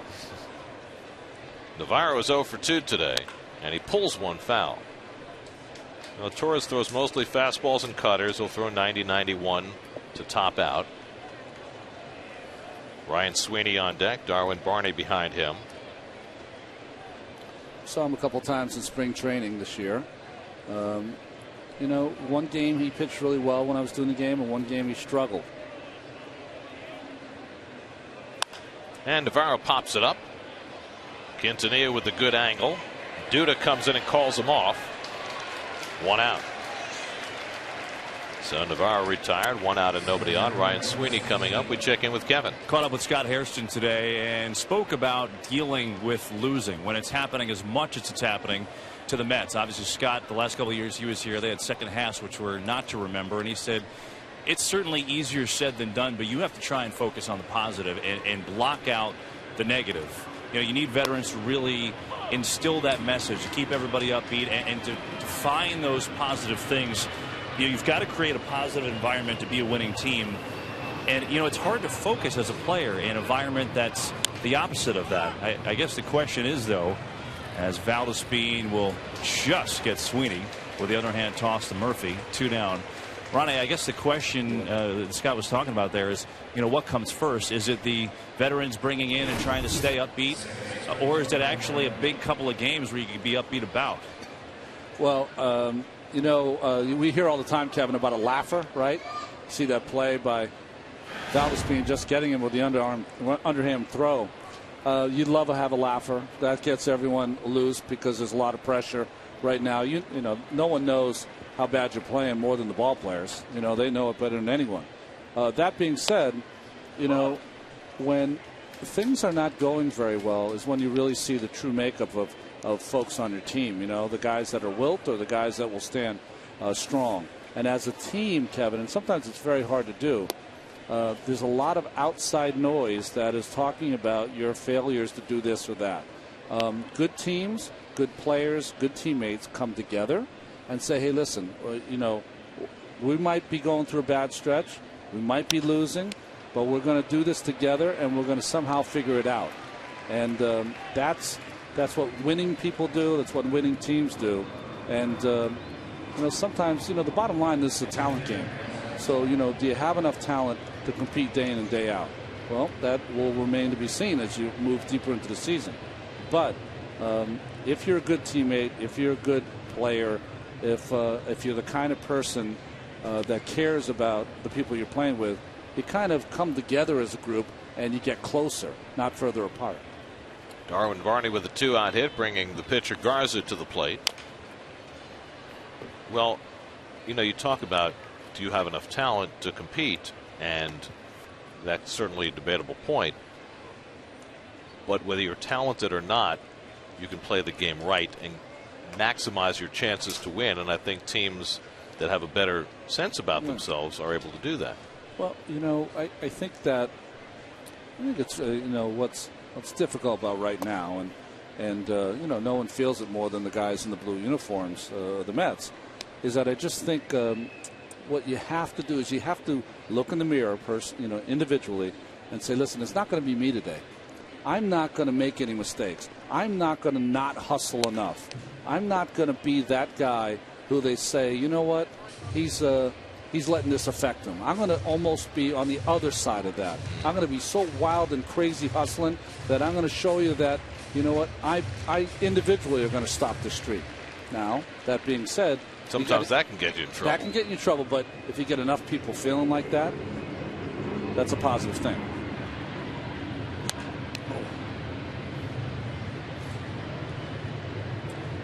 It's not an easy. If it's an easy thing, then people that were on losing streaks, they would snap out of it in 2 seconds. It's not an easy thing, and in this town,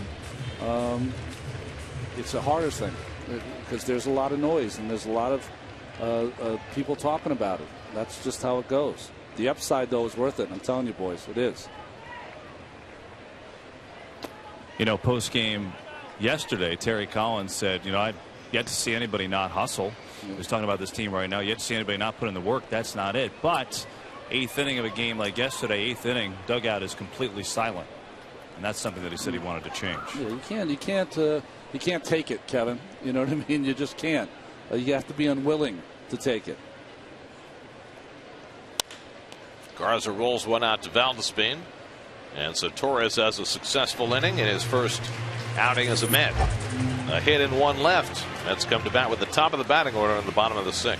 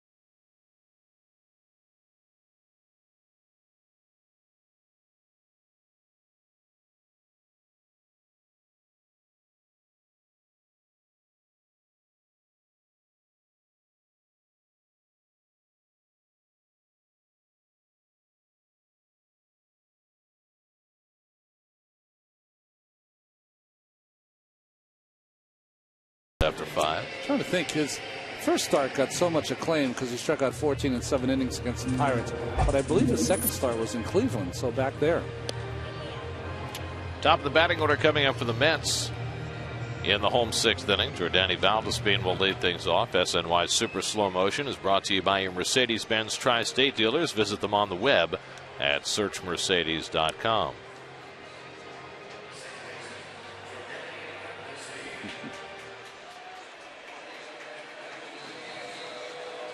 That's very slow. Oh, I love that. The turn of the glove when the ball hit. That's what it must have felt like to Quintanilla that slow as the ball was going down there, robbing him of a hit. Jordani Valdespin 0 for 2. Hit one well to right field his last time up that Sherholtz ran down on the warning track. Well, Terry Collins said it yesterday. You're on the bench. You're in the 7th inning. You look up. You got 2 hits. And he repeated it for emphasis. 2 hits. Well, 6th inning today, and the Mets have 2 hits off Matt Garza, who's thrown only 68 pitches in the first 5 innings. Corners in against Valdespin. He runs up in the batter's box as though he were going to bunt or slug it, and does neither and takes ball 1. Rizzo and Valbuena in on the grass. Wouldn't be a bad way for Valdespin to get this inning started with a bunt. He's got to get the ball to Barney if he's going to bunt it, though.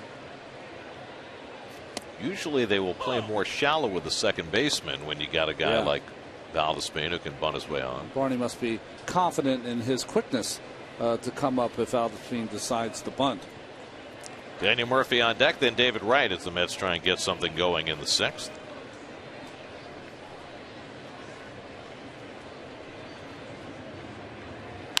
Slap to shortstop, and Castro right in front of it, and airmails the throw, and Valdespin is safe. Well, that was not even close.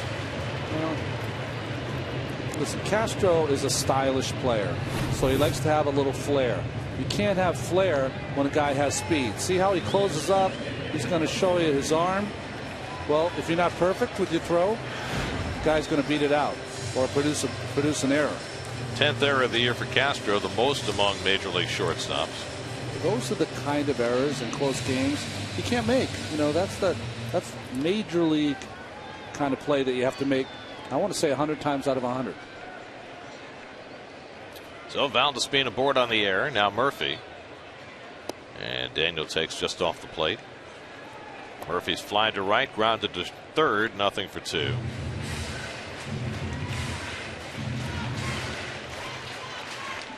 Well, David Wright, Daniel Murphy carrying the weight.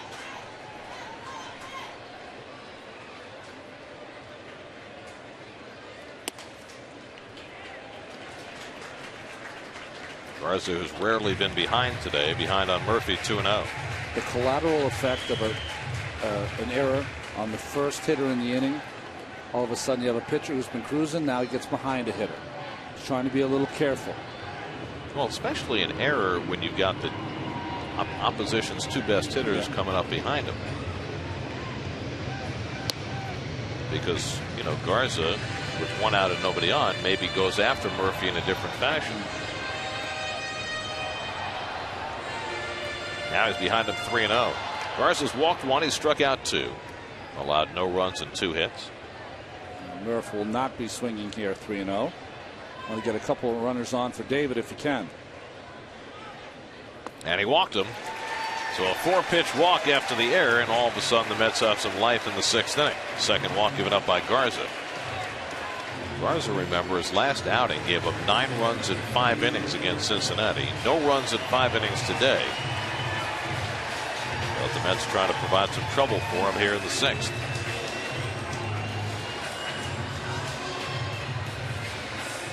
This is only Garza's 6th start of the year.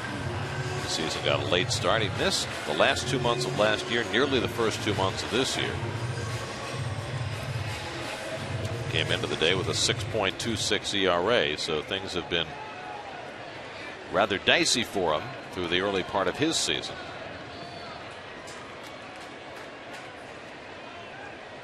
Valdespin at second, Murphy at first with nobody out. Wright drove a double to right field in the first, grounded out in the 4th. And the first pitch breaking ball, 0-1. David probably sitting on fastball. Takes a little off that slider. This is where you were talking about, Gary. Sometimes you feel like you got to overachieve when you have a team, when your team is struggling, especially when you're the captain.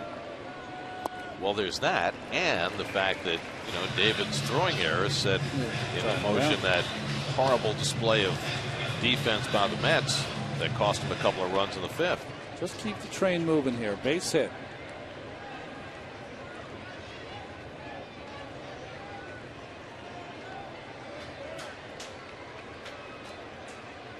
Now the 1-1.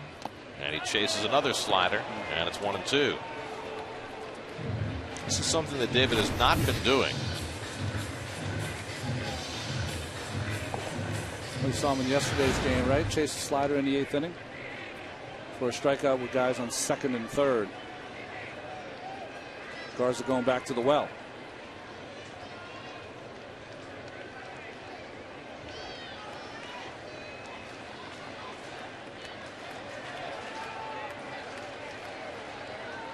Now the 1-2.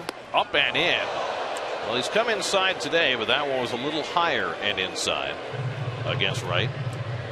Last one pushed him back about chest high. This one head high.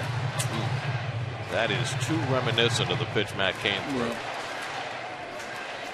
Well, he's trying to set up the same scenario he did last time. That was up and in, down and away.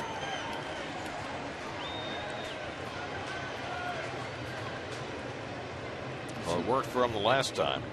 Got David to roll over one to ground out to third. He'd be happy with that here. A chance for a double play. You could see it on David's face almost, didn't it? Almost like extra concentration. Just hang in there. Do not let that last pitch affect this next pitch.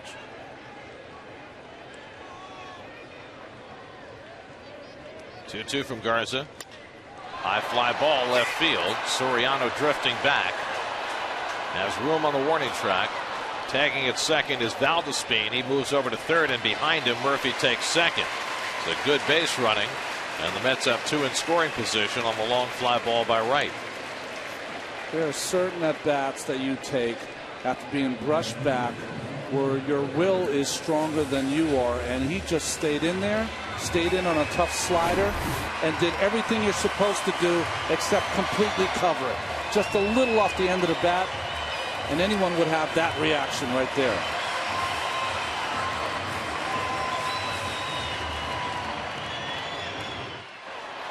Valdespin, boy, that's close proximity to tag up those second or third, but nice job, and gets the Mets a chance to score two here with a base hit. Marlon Byrd, the batter, he's 0 for 2 today. Flied out, grounded out. Cubs with a 3-0 lead. Play the infield back with second and third and one out. And the slider off the plate to Byrd, ball one. Remember, Byrd came into the day with good career numbers against Garza, including a couple of home runs in 13 career at bats. And Byrd has been hitting home runs, 6 in the last 13 games. Settle for a single here and a couple of runs. A little bloop the other way would suffice. And Garza throws two straight sliders and falls behind 2-0 with Lucas Duda, who mashed one his last time up for a double, waiting on deck. So Garza digging his hole a little bit deeper here.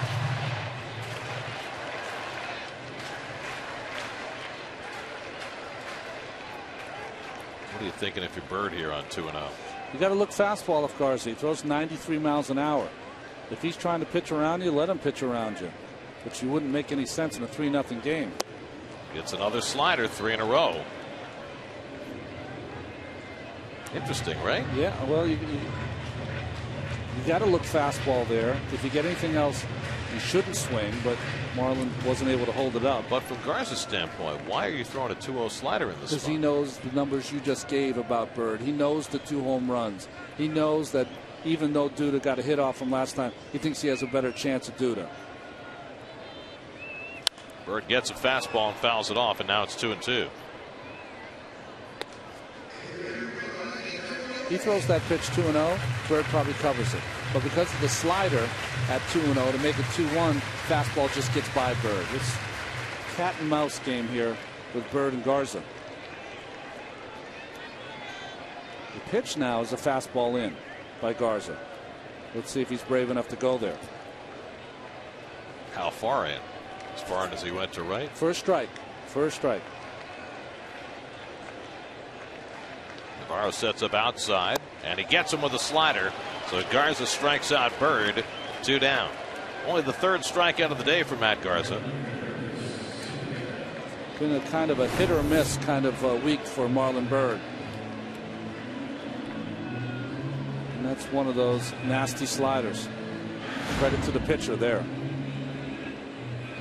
Well, the Mets got a leadoff man to second in the 5th inning and couldn't bring him around.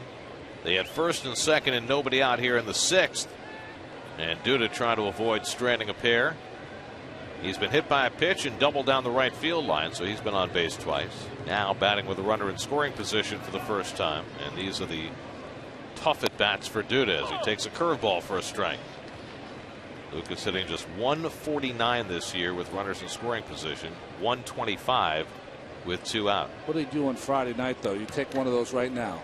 Right one over of those shortstop. singles over the shortstop's head. He's been working on it and batting practice every day. See if he can put it into play here. Works him outside. Navarro faking to third, but there was nobody covering. Valbuena's about 20 feet away from the bag.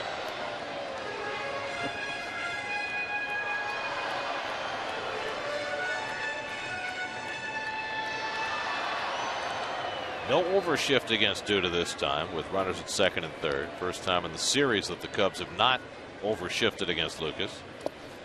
And a slider in the dirt knocked down by Navarro, 2-1.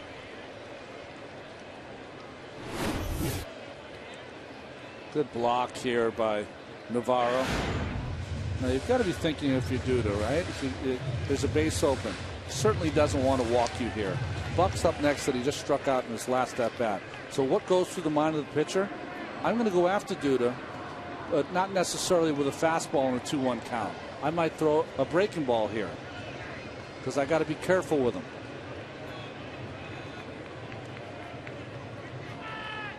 Curveball, 2-2. Got away with a high one that time.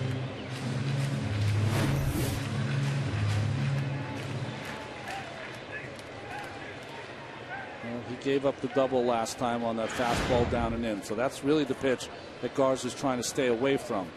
Now it's 2-2 to Duda. And he takes a late cut to stay in the at bat.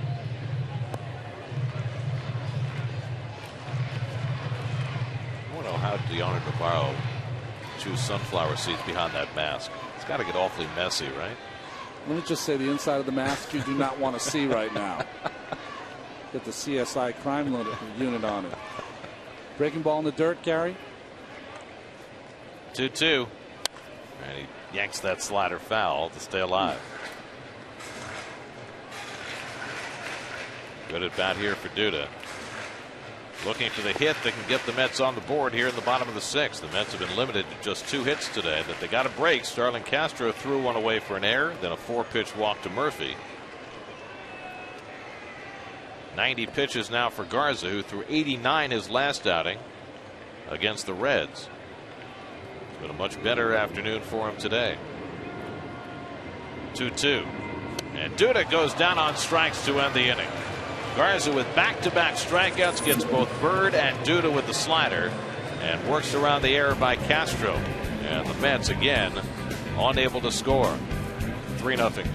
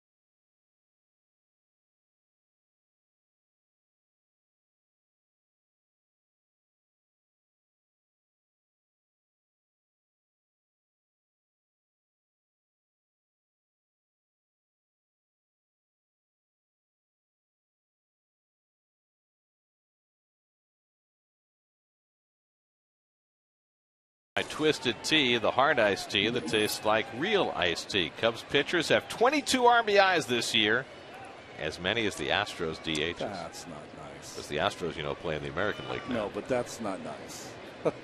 It's Mr. and Mrs. Schultz, the parents of our associate producer Greg Schultz, who does such great work in the truck. He does. So it's nice of them to be here today, but would they like to be in the truck watching him work? No, that wouldn't be much of a treat for Dad on Father's Day. That's right. Luis Valbuena leading off in the 7th inning against Carlos Torres, who begins his 2nd inning, making his Mets debut today after being called up to replace Greg Burke on the roster. Starlin Castro on deck, then Nate Scherholtz here in the 7th.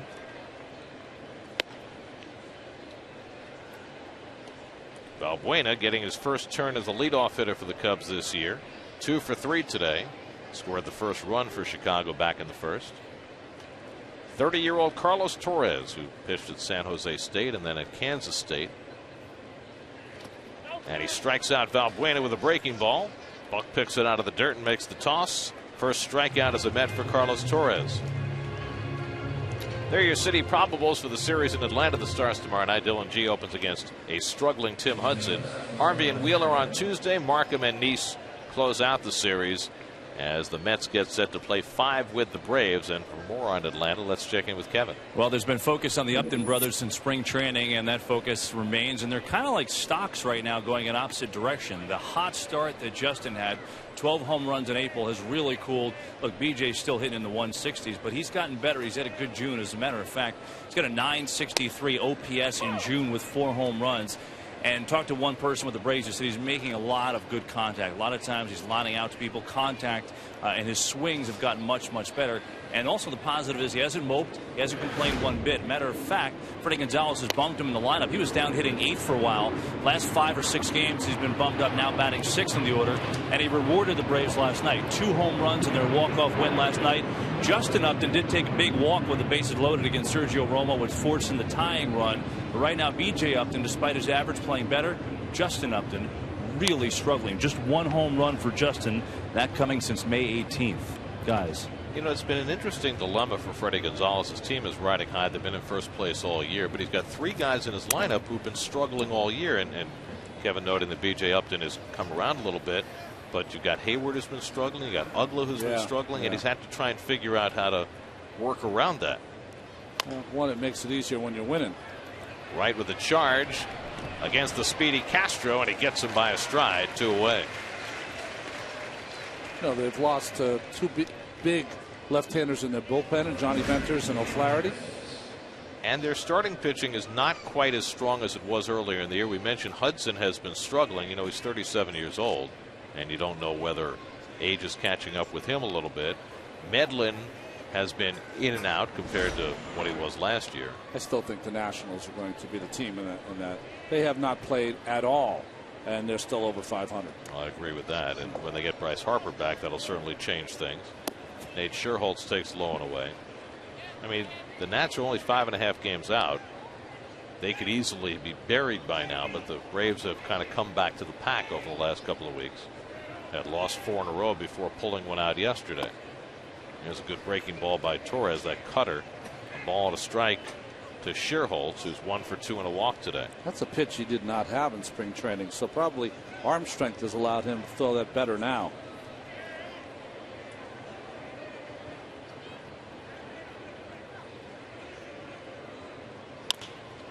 Gets that in on the hands of Scherholtz. Good range by Valdespin, and he throws him out. A 1-2-3 inning for Carlos Torres. So 2 scoreless out of the bullpen for Torres. 7th inning stretch, 3-0 Chicago.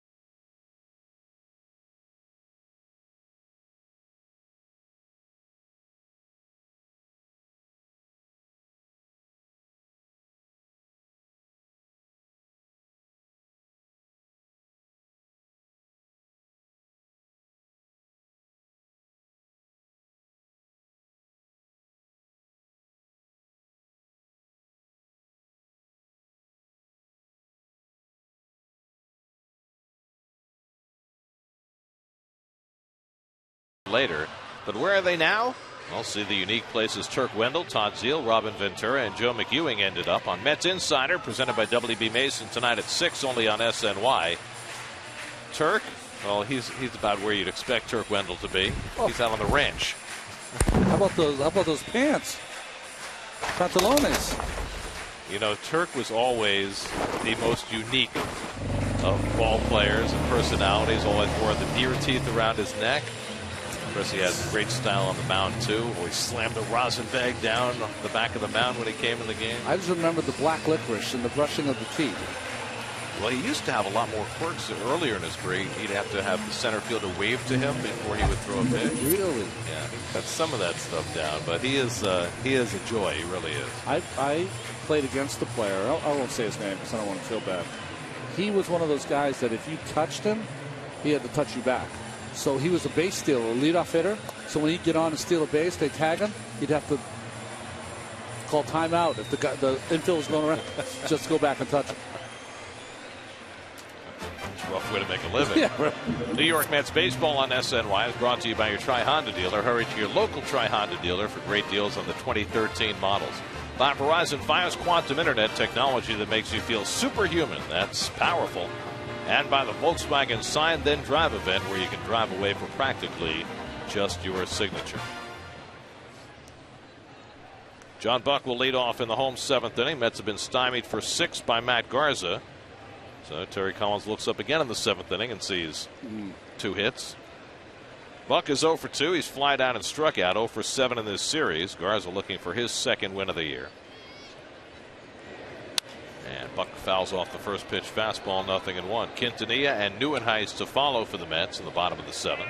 You know, Gary, to be fair, I know Kevin was reporting on it before, then you and I talked about it, about bench being empty, getting some life on the bench. I will tell you, nothing saps energy off a bench other than not getting hits. You know, because no one's feeling good, no one's getting anything done. I think the only thing that's worse than that is when your starting pitcher goes out and gives a 4 or 5 in the first inning. You know, kind of takes some of the energy away from the team. It's hard to cheer when there's nothing happening. And then you get rocks in your shoe.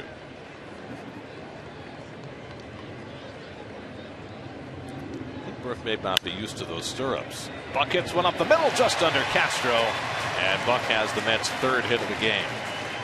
Just got it underneath Starlin Castro, and the Mets get the leadoff man on for the 3rd straight inning.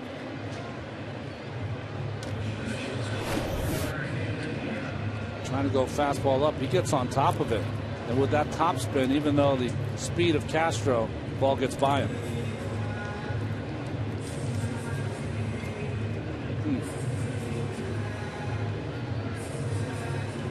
Cubs bullpen is going to get busy for the first time as Garza is up to 95 pitches on the afternoon. Omar Quintanilla, the batter. Quintanilla is grounded into a double play and popped up, and after his very fast start, Omar is now 0 for his last 16.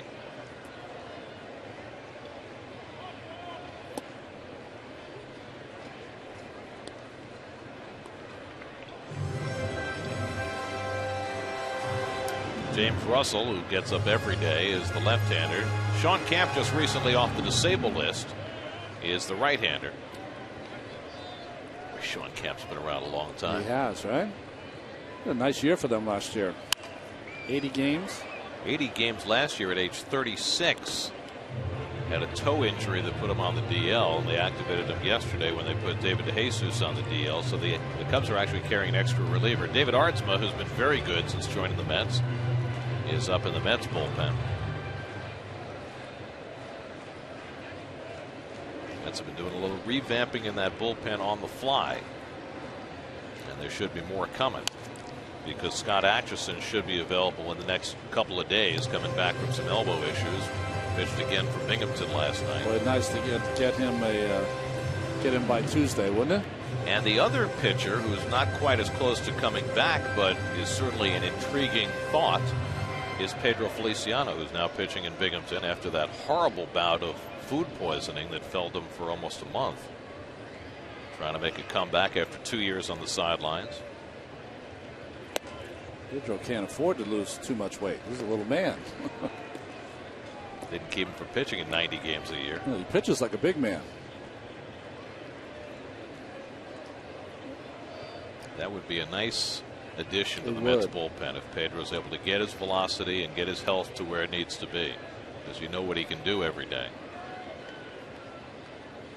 Breaking ball, tapped to short. Castro makes the play for the force. Barney, no chance to get Quintanilla. 1 out in the inning on the 6-4 force. So 1 out and 1 on. And now Kirk Neuenhuis will come up. Neuenhuis has struck out and walked today, 0 for 1. Josh Satin is out on deck behind him. Bat for Carlos Torres, who had himself a very nice outing in his first appearance as a Met.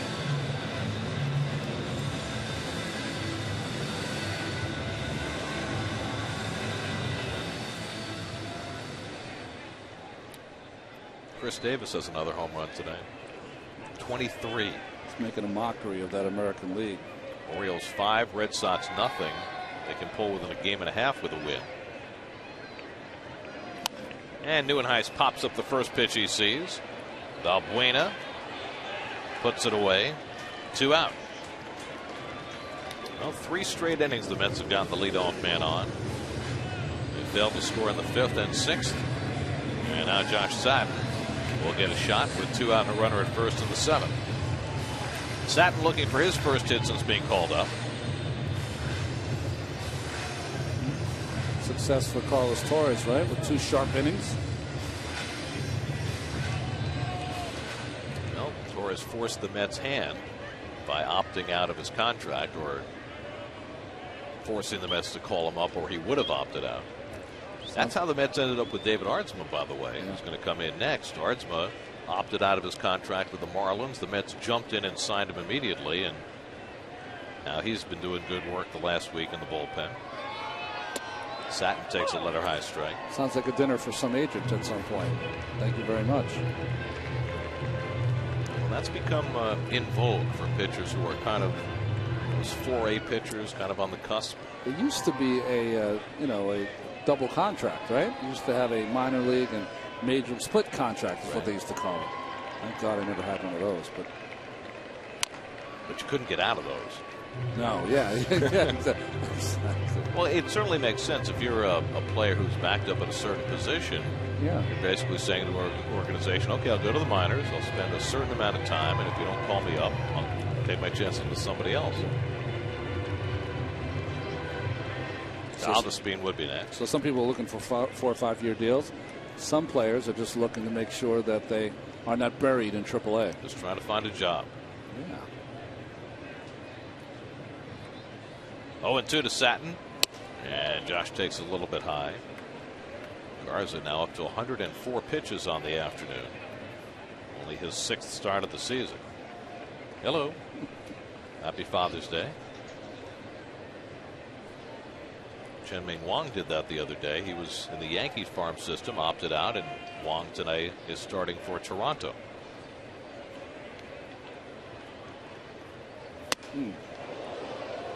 It's kind of like the Rule 5 draft in a way, right? If you have an organization that has too many players, an organization that doesn't have quite as many players has a chance to pick one up. That's right. 10-day contracts in the NBA. Right.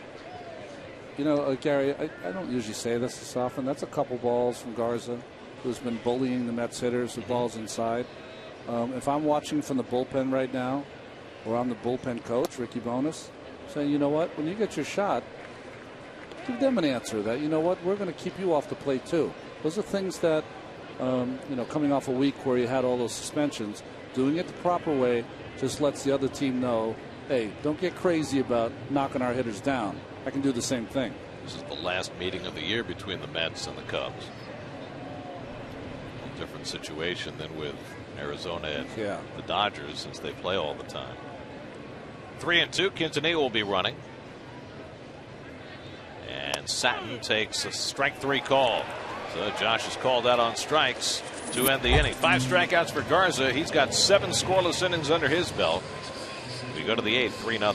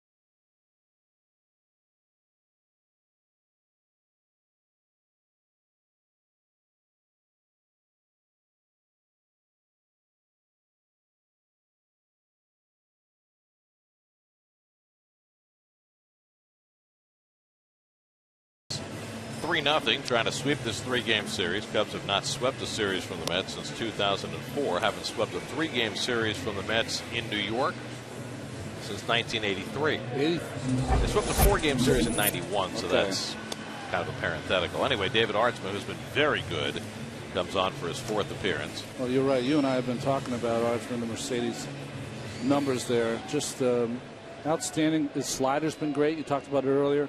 Split finger and that good live fastball. SNY Super Slow Motion brought to you by your Mercedes-Benz Tri-State dealers. Visit them on the web at searchmercedes.com. Oh, it's TV at its lowest. It's right there. Alfonso Soriano leads off in the 8th inning, and Ardsma throws a fastball by him. I was talking with Ardsma today. You know, he missed the better part of 2 years with Tommy John surgery, but he also had hip surgery. And he was saying in some ways the hip surgery was harder to recover from than the Tommy John. We were talking earlier about Jeremy Hefner and his hip rotation. And Ardsma said it really has taken him to this season to get that hip rotation back. Well, of course, arm is number 1, but your legs, your hips, and your backside are number 2 as far as importance for being a pitcher. So I can definitely see why that happened. That may have gotten Ardsma at just the right time. This guy was a special closer in Seattle for a couple of years before the surgery. And there's that slider, which he says is the best it's ever been. He's always been fastball splitter, but he says his slider is now the best he's ever had. Well, you know what happens, Gary, is if you don't have your good fastball, you have to work on your breaking pitches to refine them to cover you in case you get behind hitters. So it's amazing when one gift's taken away, sometimes you can augment another pitch. So 1 out and nobody on. Now Anthony Rizzo, who's 0 for 3. Rizzo 3 for 9 in this series. And he takes a strike. That's a nasty splitter right there. We don't have enough time in, kid, to argue about that pitch, but that's all right. Deanna Navarro waiting on deck. And the fastball misses. When Ardsma was saving games in Seattle, he was throwing 94 to 97. And he said that's not back yet, but he said if I can throw 93, it's serviceable. The other pitches that he has. Threw that by Rizzo, 1-2. You know what I like about Ardsma is that as relievers go, I was scratching at the mound here. He works pretty quickly. First round draft pick 10 years ago by the Giants out of Rice, which has produced a lot of baseball talent, a lot of #1 pick baseball talent the last few years. Out to center field, and Nieuwenhuis is there. Rizzo retired, 2 out. That's Berkman, a Rice guy? Yes, he is. Jose Cruz Jr. was a Rice guy. Philip Umber, and remember they had the 3 pitchers from Rice in the same draft. Umber and Neiman, and Jeff Neiman, and who was the third? I don't know. I want to say White, but it's not.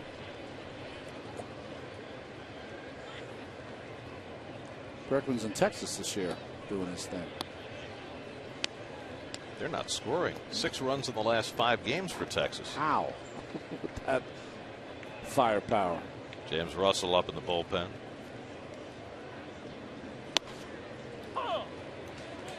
Wade Townsend, I think, was the other guy. Oh, there you go. From Rice in that same draft.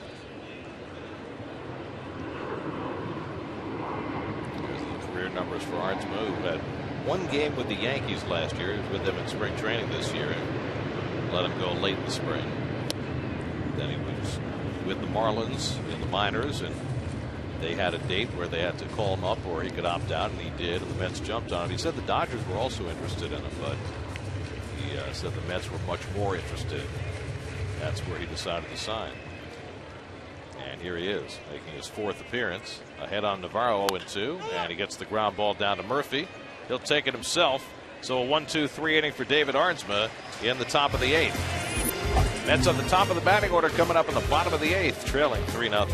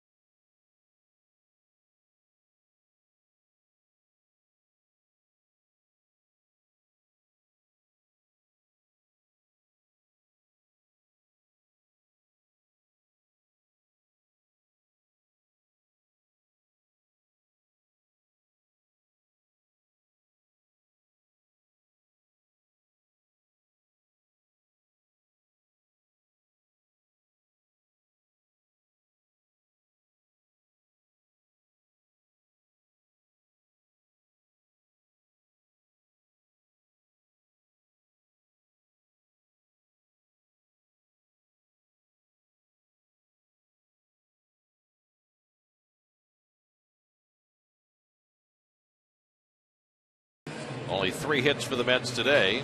They had 6 hits in the game yesterday, and today they've been shut out for the first 7 by Matt Garza.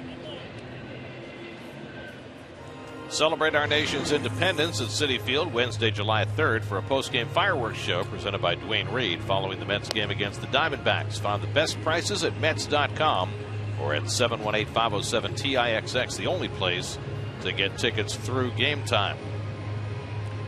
James Russell, the Cubs version of Scott Rice, he seems to pitch every day. Yeah, he's out there every day. Son of Jeff Russell, a former teammate of mine who was a great pitcher in Cincinnati, Texas, and then Oakland.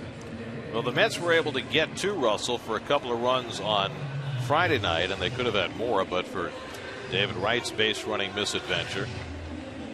Russell was pitching the 3rd straight day Friday night. Now he's at a day off and back at it today against the top of the Mets batting order, Valdespin, Murphy, and Wright.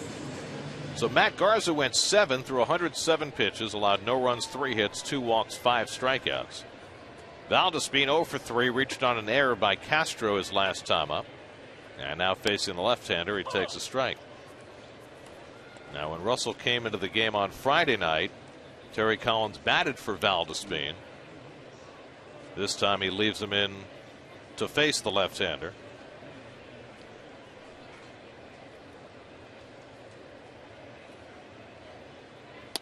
And he thinks about the bunt, drawing Valbuena even further in at third, 1-1.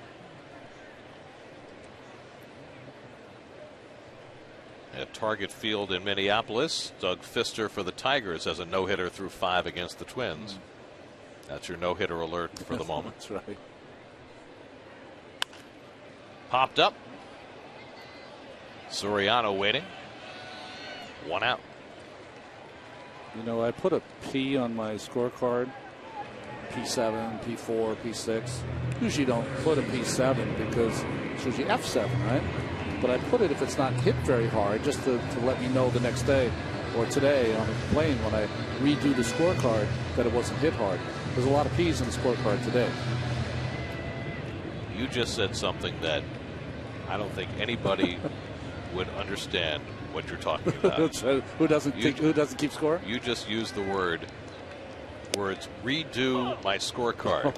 Now, who does that other than you? Well, because you do it right the first time. I don't. No, I just like to redo it, and not because I want the extra work or any of that kind of. It's not really work. It's fun, but I do it because I write, while it's fresh in my mind, notations around all the stuff to tell me was it a seeing eye hit as opposed to a line drive hit. So when I see the 4 for 11. I know that 2 of those hits were a bunt base hit and a seeing eye grounder, so that he doesn't own that pitch. In fact, he's been a little lucky occasionally against that pitch. Now, when you redo the scorecard, is it neater than the original? Yeah, it's really neat. It's almost Keith neat, the no colors. But it has a lot of stuff written in it, which is fun for me because it helps me remember the games as we get later in the season. And then what do you do with the scorecard once you've redone it? The old one, gone. And the Shredded. new one? A new one I keep at home. So you have all the scorecards for the season at home? All the games that I do, yeah. Now what about the games you don't do? The games I don't do, I score if I'm watching, but if I'm not watching, I try to get in the box score or through you or Keith or someone the information on what happened. And another inside pitch. This one causes Murphy to lose his helmet, and the Mets have been dusted off the plate a half dozen times today. I'm telling you, I don't like it. It just smells bad to me. You know, is he trying to go up and in? Maybe not, but you know what? I don't care. If you're going to pitch inside, don't pitch up around your head. Strike 3 called. Murphy's caught looking on the inside pitch. What is happening is that they have decided, the Cubs, that they're going to brush back the Mets hitters so that it's hard for them to turn on the next pitch, which has happened, okay? That's trying to be intimidating. You can't allow the other team to intimidate you. Just can't allow it. Well, how do you stop that? You stop it by staying in there and taking the at-bat that Wright did when almost hit a home run on that slider. It was too good of a slider. Or your pitchers have an answer. Now, so far, Met pitchers have not answered. Now, at some point, do they have to be told to answer, or is that something you have to come to on your own? Well, you would hope that your pitchers are watching the game close enough that they would know what's going on. But sometimes they don't. Sometimes they're kind of in their own world, so they'll have to be let know. But when you are a championship club, when you are any club, no, it doesn't have to be a championship club. You got to watch that stuff and be aware of it. Now, if there's a message to be sent, who sends the message? Well, it doesn't matter. I mean, I've seen managers when I played with Davey Johnson, you could retaliate on your own. When I played with Tony La Russa, you could not. He wanted control of that, and he would. I don't want to get him in trouble. He would make sure that if he wanted someone brushed back, he would let you know who you should brush back. Okay? Or not brush back. Or not brush back. Because he said that publicly in the past, that he, you know. He didn't want to start something when you're winning the game. Let's worry about it another time. Well, you wonder if it doesn't happen, and again, this is the last time the Mets play the Cubs, does a message need to be sent for the longer term by somebody, whether that's the manager, the captain, or somebody else? Right flies out, 1-2-3 inning for Russell. On we go to the ninth, 3-0 Cubs.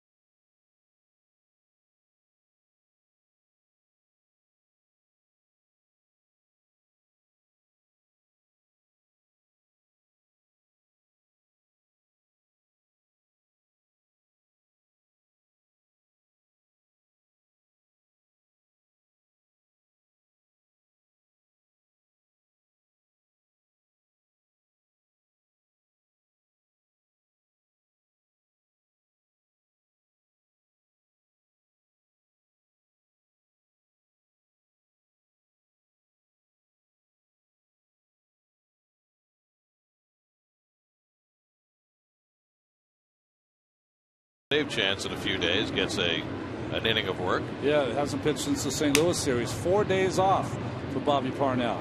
Sees Atlantic City numbers. Ryan Sweeney leads off. Buck sets up inside, but the pitch not really close to Sweeney, and we were thinking maybe Parnell would be the guy to pitch inside,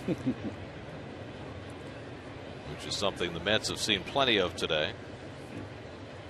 And Sweeney cracks one to center, but right at Neuenhuis, and that's the first out. Well, the Mets have gotten good bullpen work today. Carlos Torres in his Mets debut, 2 scoreless innings. David Aardsma, another good outing, a 1-2-3/8. And now Parnell gets some work in here in the ninth. Darwin Barney, the batter, he's 1 for 3 today. The Cubs 3 runs and 7 hits. The Mets no runs and 3 hits. And Carlos Marmol will apparently get the save opportunity today because Kevin Gregg saved each of the last 2 games. So that might make the bottom of the ninth a little more entertaining. Marmol, who has struggled so much in save chances that he gave up the job to Gregg.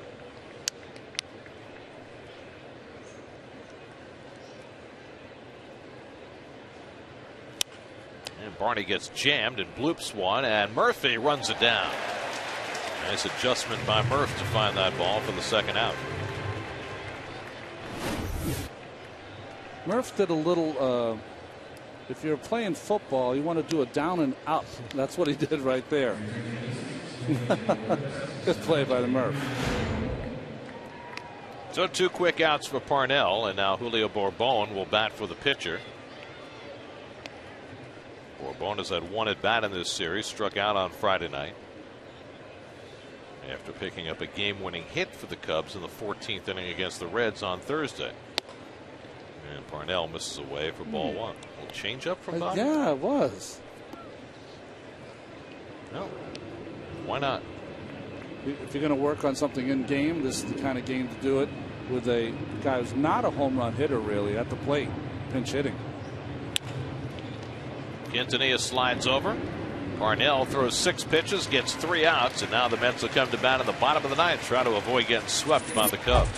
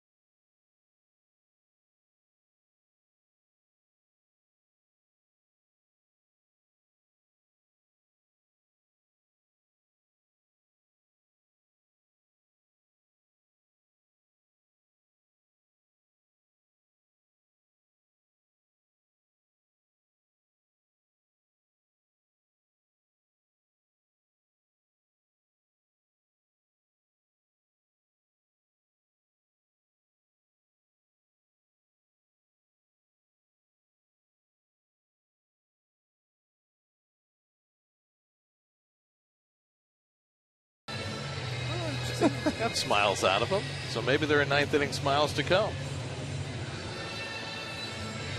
So nice today. You know, you just drop an iPad or a phone and they're good. They used to have like, you know, conversation. Julio Bourbon stays in the game to play left field. Carlos Marmol will try and do something he hasn't done since early in the year, and that's get a save. You know, we sometimes talk about Marmol and his troubles. What we don't talk about is when he is on, he is one of the few pitchers in the game that is unhittable. Had a season where he struck out 138 one year out of the pen. Tomorrow night, the Mets begin an 11-game road trip with the first of 5 in Atlanta. Dylan G against Tim Hudson. Our coverage begins tomorrow night at 6 o'clock right here on SNY. Marlon Byrd, Lucas Duda, and John Buck due up for the Mets in the last of the 9th. Mets trying to avoid being shut out for the 4th time this season. The Cubs have had only 1 shutout victory this season. But this game very much of a piece with this entire homestand. The Mets have gone 1-6 on the homestand. This is the 8th game, and so far, if you include today, they've averaged 2.3 runs per game on the homestand. Bird takes wide for ball 1. Marlins 0 for 3, flied out, grounded out, struck out. In a game that's 3-0 against Carlos Marmol, you have to take a strike. Cannot swing until you have a strike on you. Make him throw the ball over the plate. And he does. 1-1.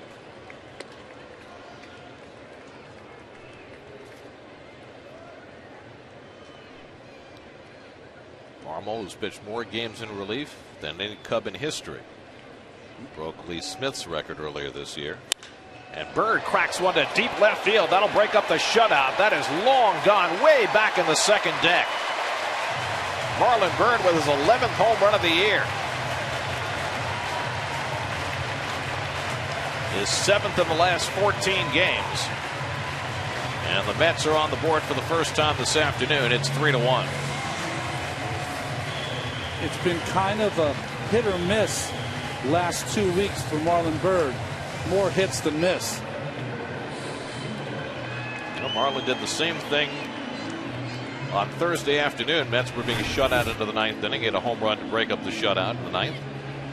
I mean, Marlon, we talked about how he's a great breaking ball hitter, but if he's in a fastball count and guesses right, that's the damage he can do.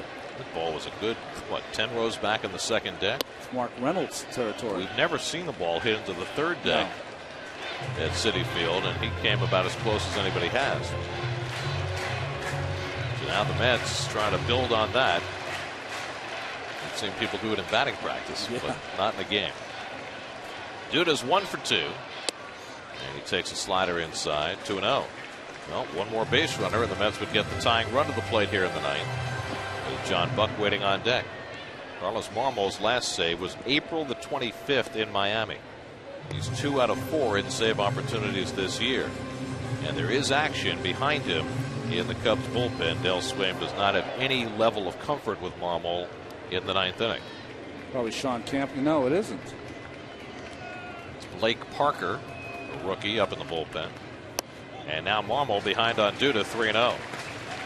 This is where the wheels can come off for Marmol, particularly after giving up that home run.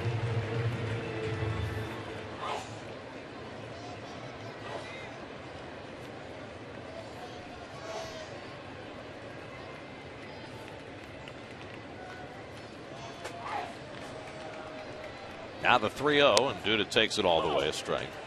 The home run was the 5th allowed by Marmol this year. And the Cubs, who had not been overshifting in this at-bat against Duda, now swing the third baseman Valbuena over to the other side.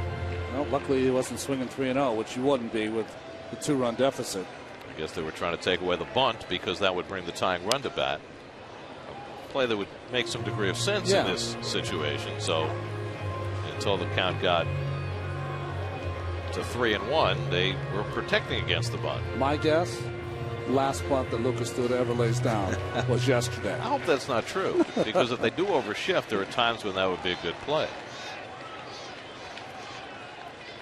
And there's ball 4, and the Mets will get the tying run to bat. So a home run and then a walk. And now John Buck will come to bat as the tying run. What do you say if you're Chris Bosio, the pitching coach, as he takes his time to make sure that Blake Parker gets warmed up? I mean, to throw a 3-2 breaking ball when you throw 95 miles an hour and you're winning by 2 runs should not be allowed. It should be the same thing. You have an offensive player on second base with 2 outs trying to steal a base. You should have the stop sign. You can't do it. You're not allowed to throw a 3-2 breaking ball when you're ahead by 2. At the same time, and you said it yesterday, Marmol has more confidence in his ability to throw a strike with his slider sometimes than he does with his fastball. Except today, the only strikes he's thrown are with his fastball. So Mets have hope in the 9th inning. Down 3-1. Duda at first and nobody out. John Buck stepping in. Buck is 1 for 3 today. Singled up the middle his last time up.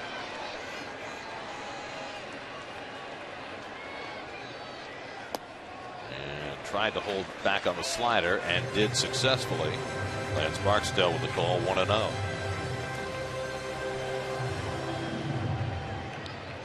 Try to fool hitters all the time here. Just shame on you. You know, at some point, you have to understand and pitch to the score of the game. Now, that's fallen by the wayside. Another slider, 1-1.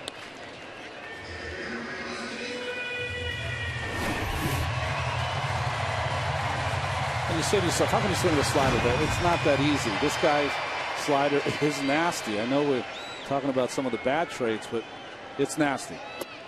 And Buck holds up. 2-1. So 3 sliders in a row from Marmol in a spot where a home run could tie the game. Buck has hit 11 home runs this year, but 10 of those came in his first 25 games this year. 2-1.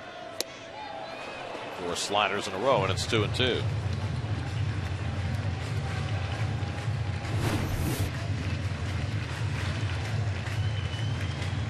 From the batters I've talked to who face Marmol, because of all the motion with his arms, legs, torso, looks like he's going to throw a fastball every time, just changes at the last minute. Late break.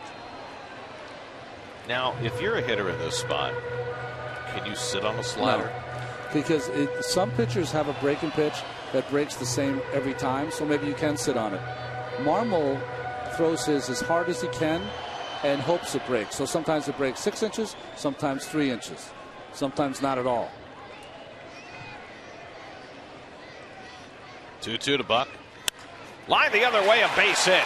Well, he threw a fastball, and Buck was on it. And now the Mets have the tying runs on base with nobody out.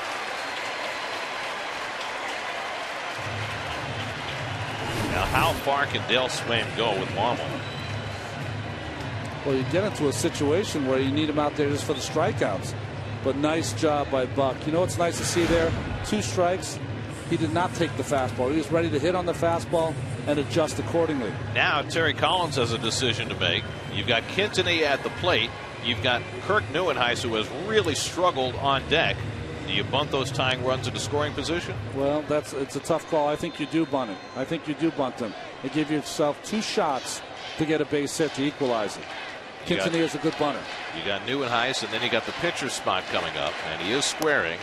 And the slider, the fastball inside for ball 1. And if you're a smart player, which Quintanilla is, you square around the bunt, you hold the bat out there, but you pigeonhole it. Make sure it's a strike, because he'll walk you. Neuenhuis on deck. Colin Cowgill has a bat in his hands to be the pinch hitter for the pitcher behind Neuenhuis. Corner's pinching in, and Quintanilla gets down the perfect bunt, forces the third baseman to handle it, and that moves the tying run to the scoring position. 5-4 on the sacrifice, 1 out. Outstanding by Quintanilla. Perfect textbook bunt. One of the little things that's been lacking, executed here. Got to bunt it hard enough that it gets to the third baseman, make him handle it. That makes him come in. That opens up third base for Duda. Buck moves over, and now the Mets are in business. So now it's left to Neuenhuis, who's 0 for 2 today.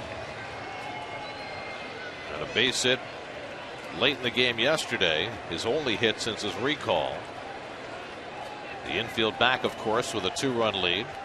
And Neuenhuis takes slow for ball 1. Colin Cowgill on deck to bat for the pitcher.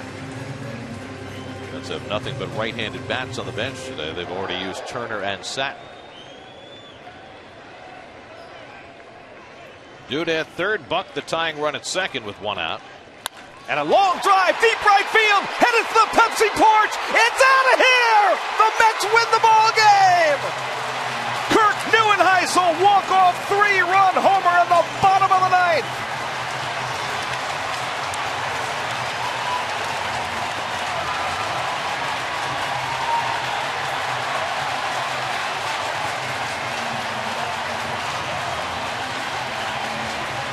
If there was ever a team that needed a magic moment, it was the New York Mets on Father's Day, and Kirk Neuenhuis provides it with a walk-off 3-run homer, his first home run of the year, and the Mets with 4 in the bottom of the 9th win it 4-3. No need for the buses. They'll just walk on water to the plane. Not only did the team need it, how about Kirk Neuenhuis? Did anyone ever need a big hit more than Kirk? And he got it. In a homestand that has produced nothing but angst, the Mets finally have a moment to celebrate. And it's Neuenhuis who provides the magic in the bottom of the 9th. Carlos Marmol started the inning with a 3-run lead.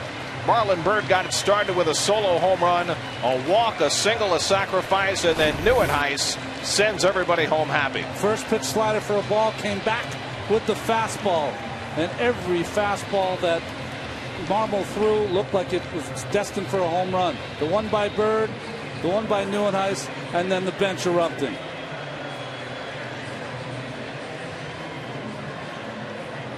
Well, that is the way to send a team off on an 11-game road trip. Has there ever been a bigger monkey that has come off someone's bat than Kirk Nieuwenhuis? Second career walk-off hit for Nieuwenhuis, his first career walk-off home run. And the Mets rally for 4 in the bottom of the ninth to beat the Cubs and salvage the finale of this 3-game series. There's your game summary, brought to you by Astoria Federal Savings. Nieuwenhuis turning around what had been a desultory afternoon and creates a victory for the Mets as they rally to win it 4-3. And Nieuwenhuis is standing by with Kevin Burkhardt. Well, Kirk, the hero today, how badly did this team need that? Well, you know, we just stuck with it the whole game, and, you know, the energy level with this team is great, even in the 7th and the 8th. You know, just, you know, played a good game, you know, the whole, just go. That was an actual pie. Yeah. Where'd the whipped cream go? What is that? It was whipped cream. Here you go. See if that helps out. That was actual, like, real pie. I guess the whipped. How does it taste? It's great. Love apple pie. Now, the team obviously needed it, but how about staying with it for you? You know, coming up, getting the chance to get back. I know you had a rough start here, coming through and getting that type of hit at this type of time for you. Yeah, you know, it was just a confidence booster, I think. You know, I just had to stay with it and really just believe in my ability. And, you know, I got a lot of people to thank. And, you know, this is a great team to be on. You know, what's your approach against Marmol? You know he can be a little wild at times, and you saw how he pitched the other guys. Tell me what you're thinking going into that at bat. Really just focus on seeing it out of the hand, and, you know, he throws that great slider, and so you really just got to see it out of the hand. You know it was gone off the bat? I'm guessing you did. Yeah. Feel pretty good? Yeah, I feel great. Go enjoy it. Thanks. Thanks, Kevin. Kirk Nieuwenhuis, the hero. Little apple pie all over the field, too. Gary, take it away. Well, in the week and a half that has produced very few positive moments, one swing at the bat changes everything. Kirk Nieuwenhuis on Father's Day makes fathers, sons, daughters, mothers, everybody in Metland happy. Big celebration for the Mets as they rally to beat the Cubs 4-3. More from Citi Field in just a moment.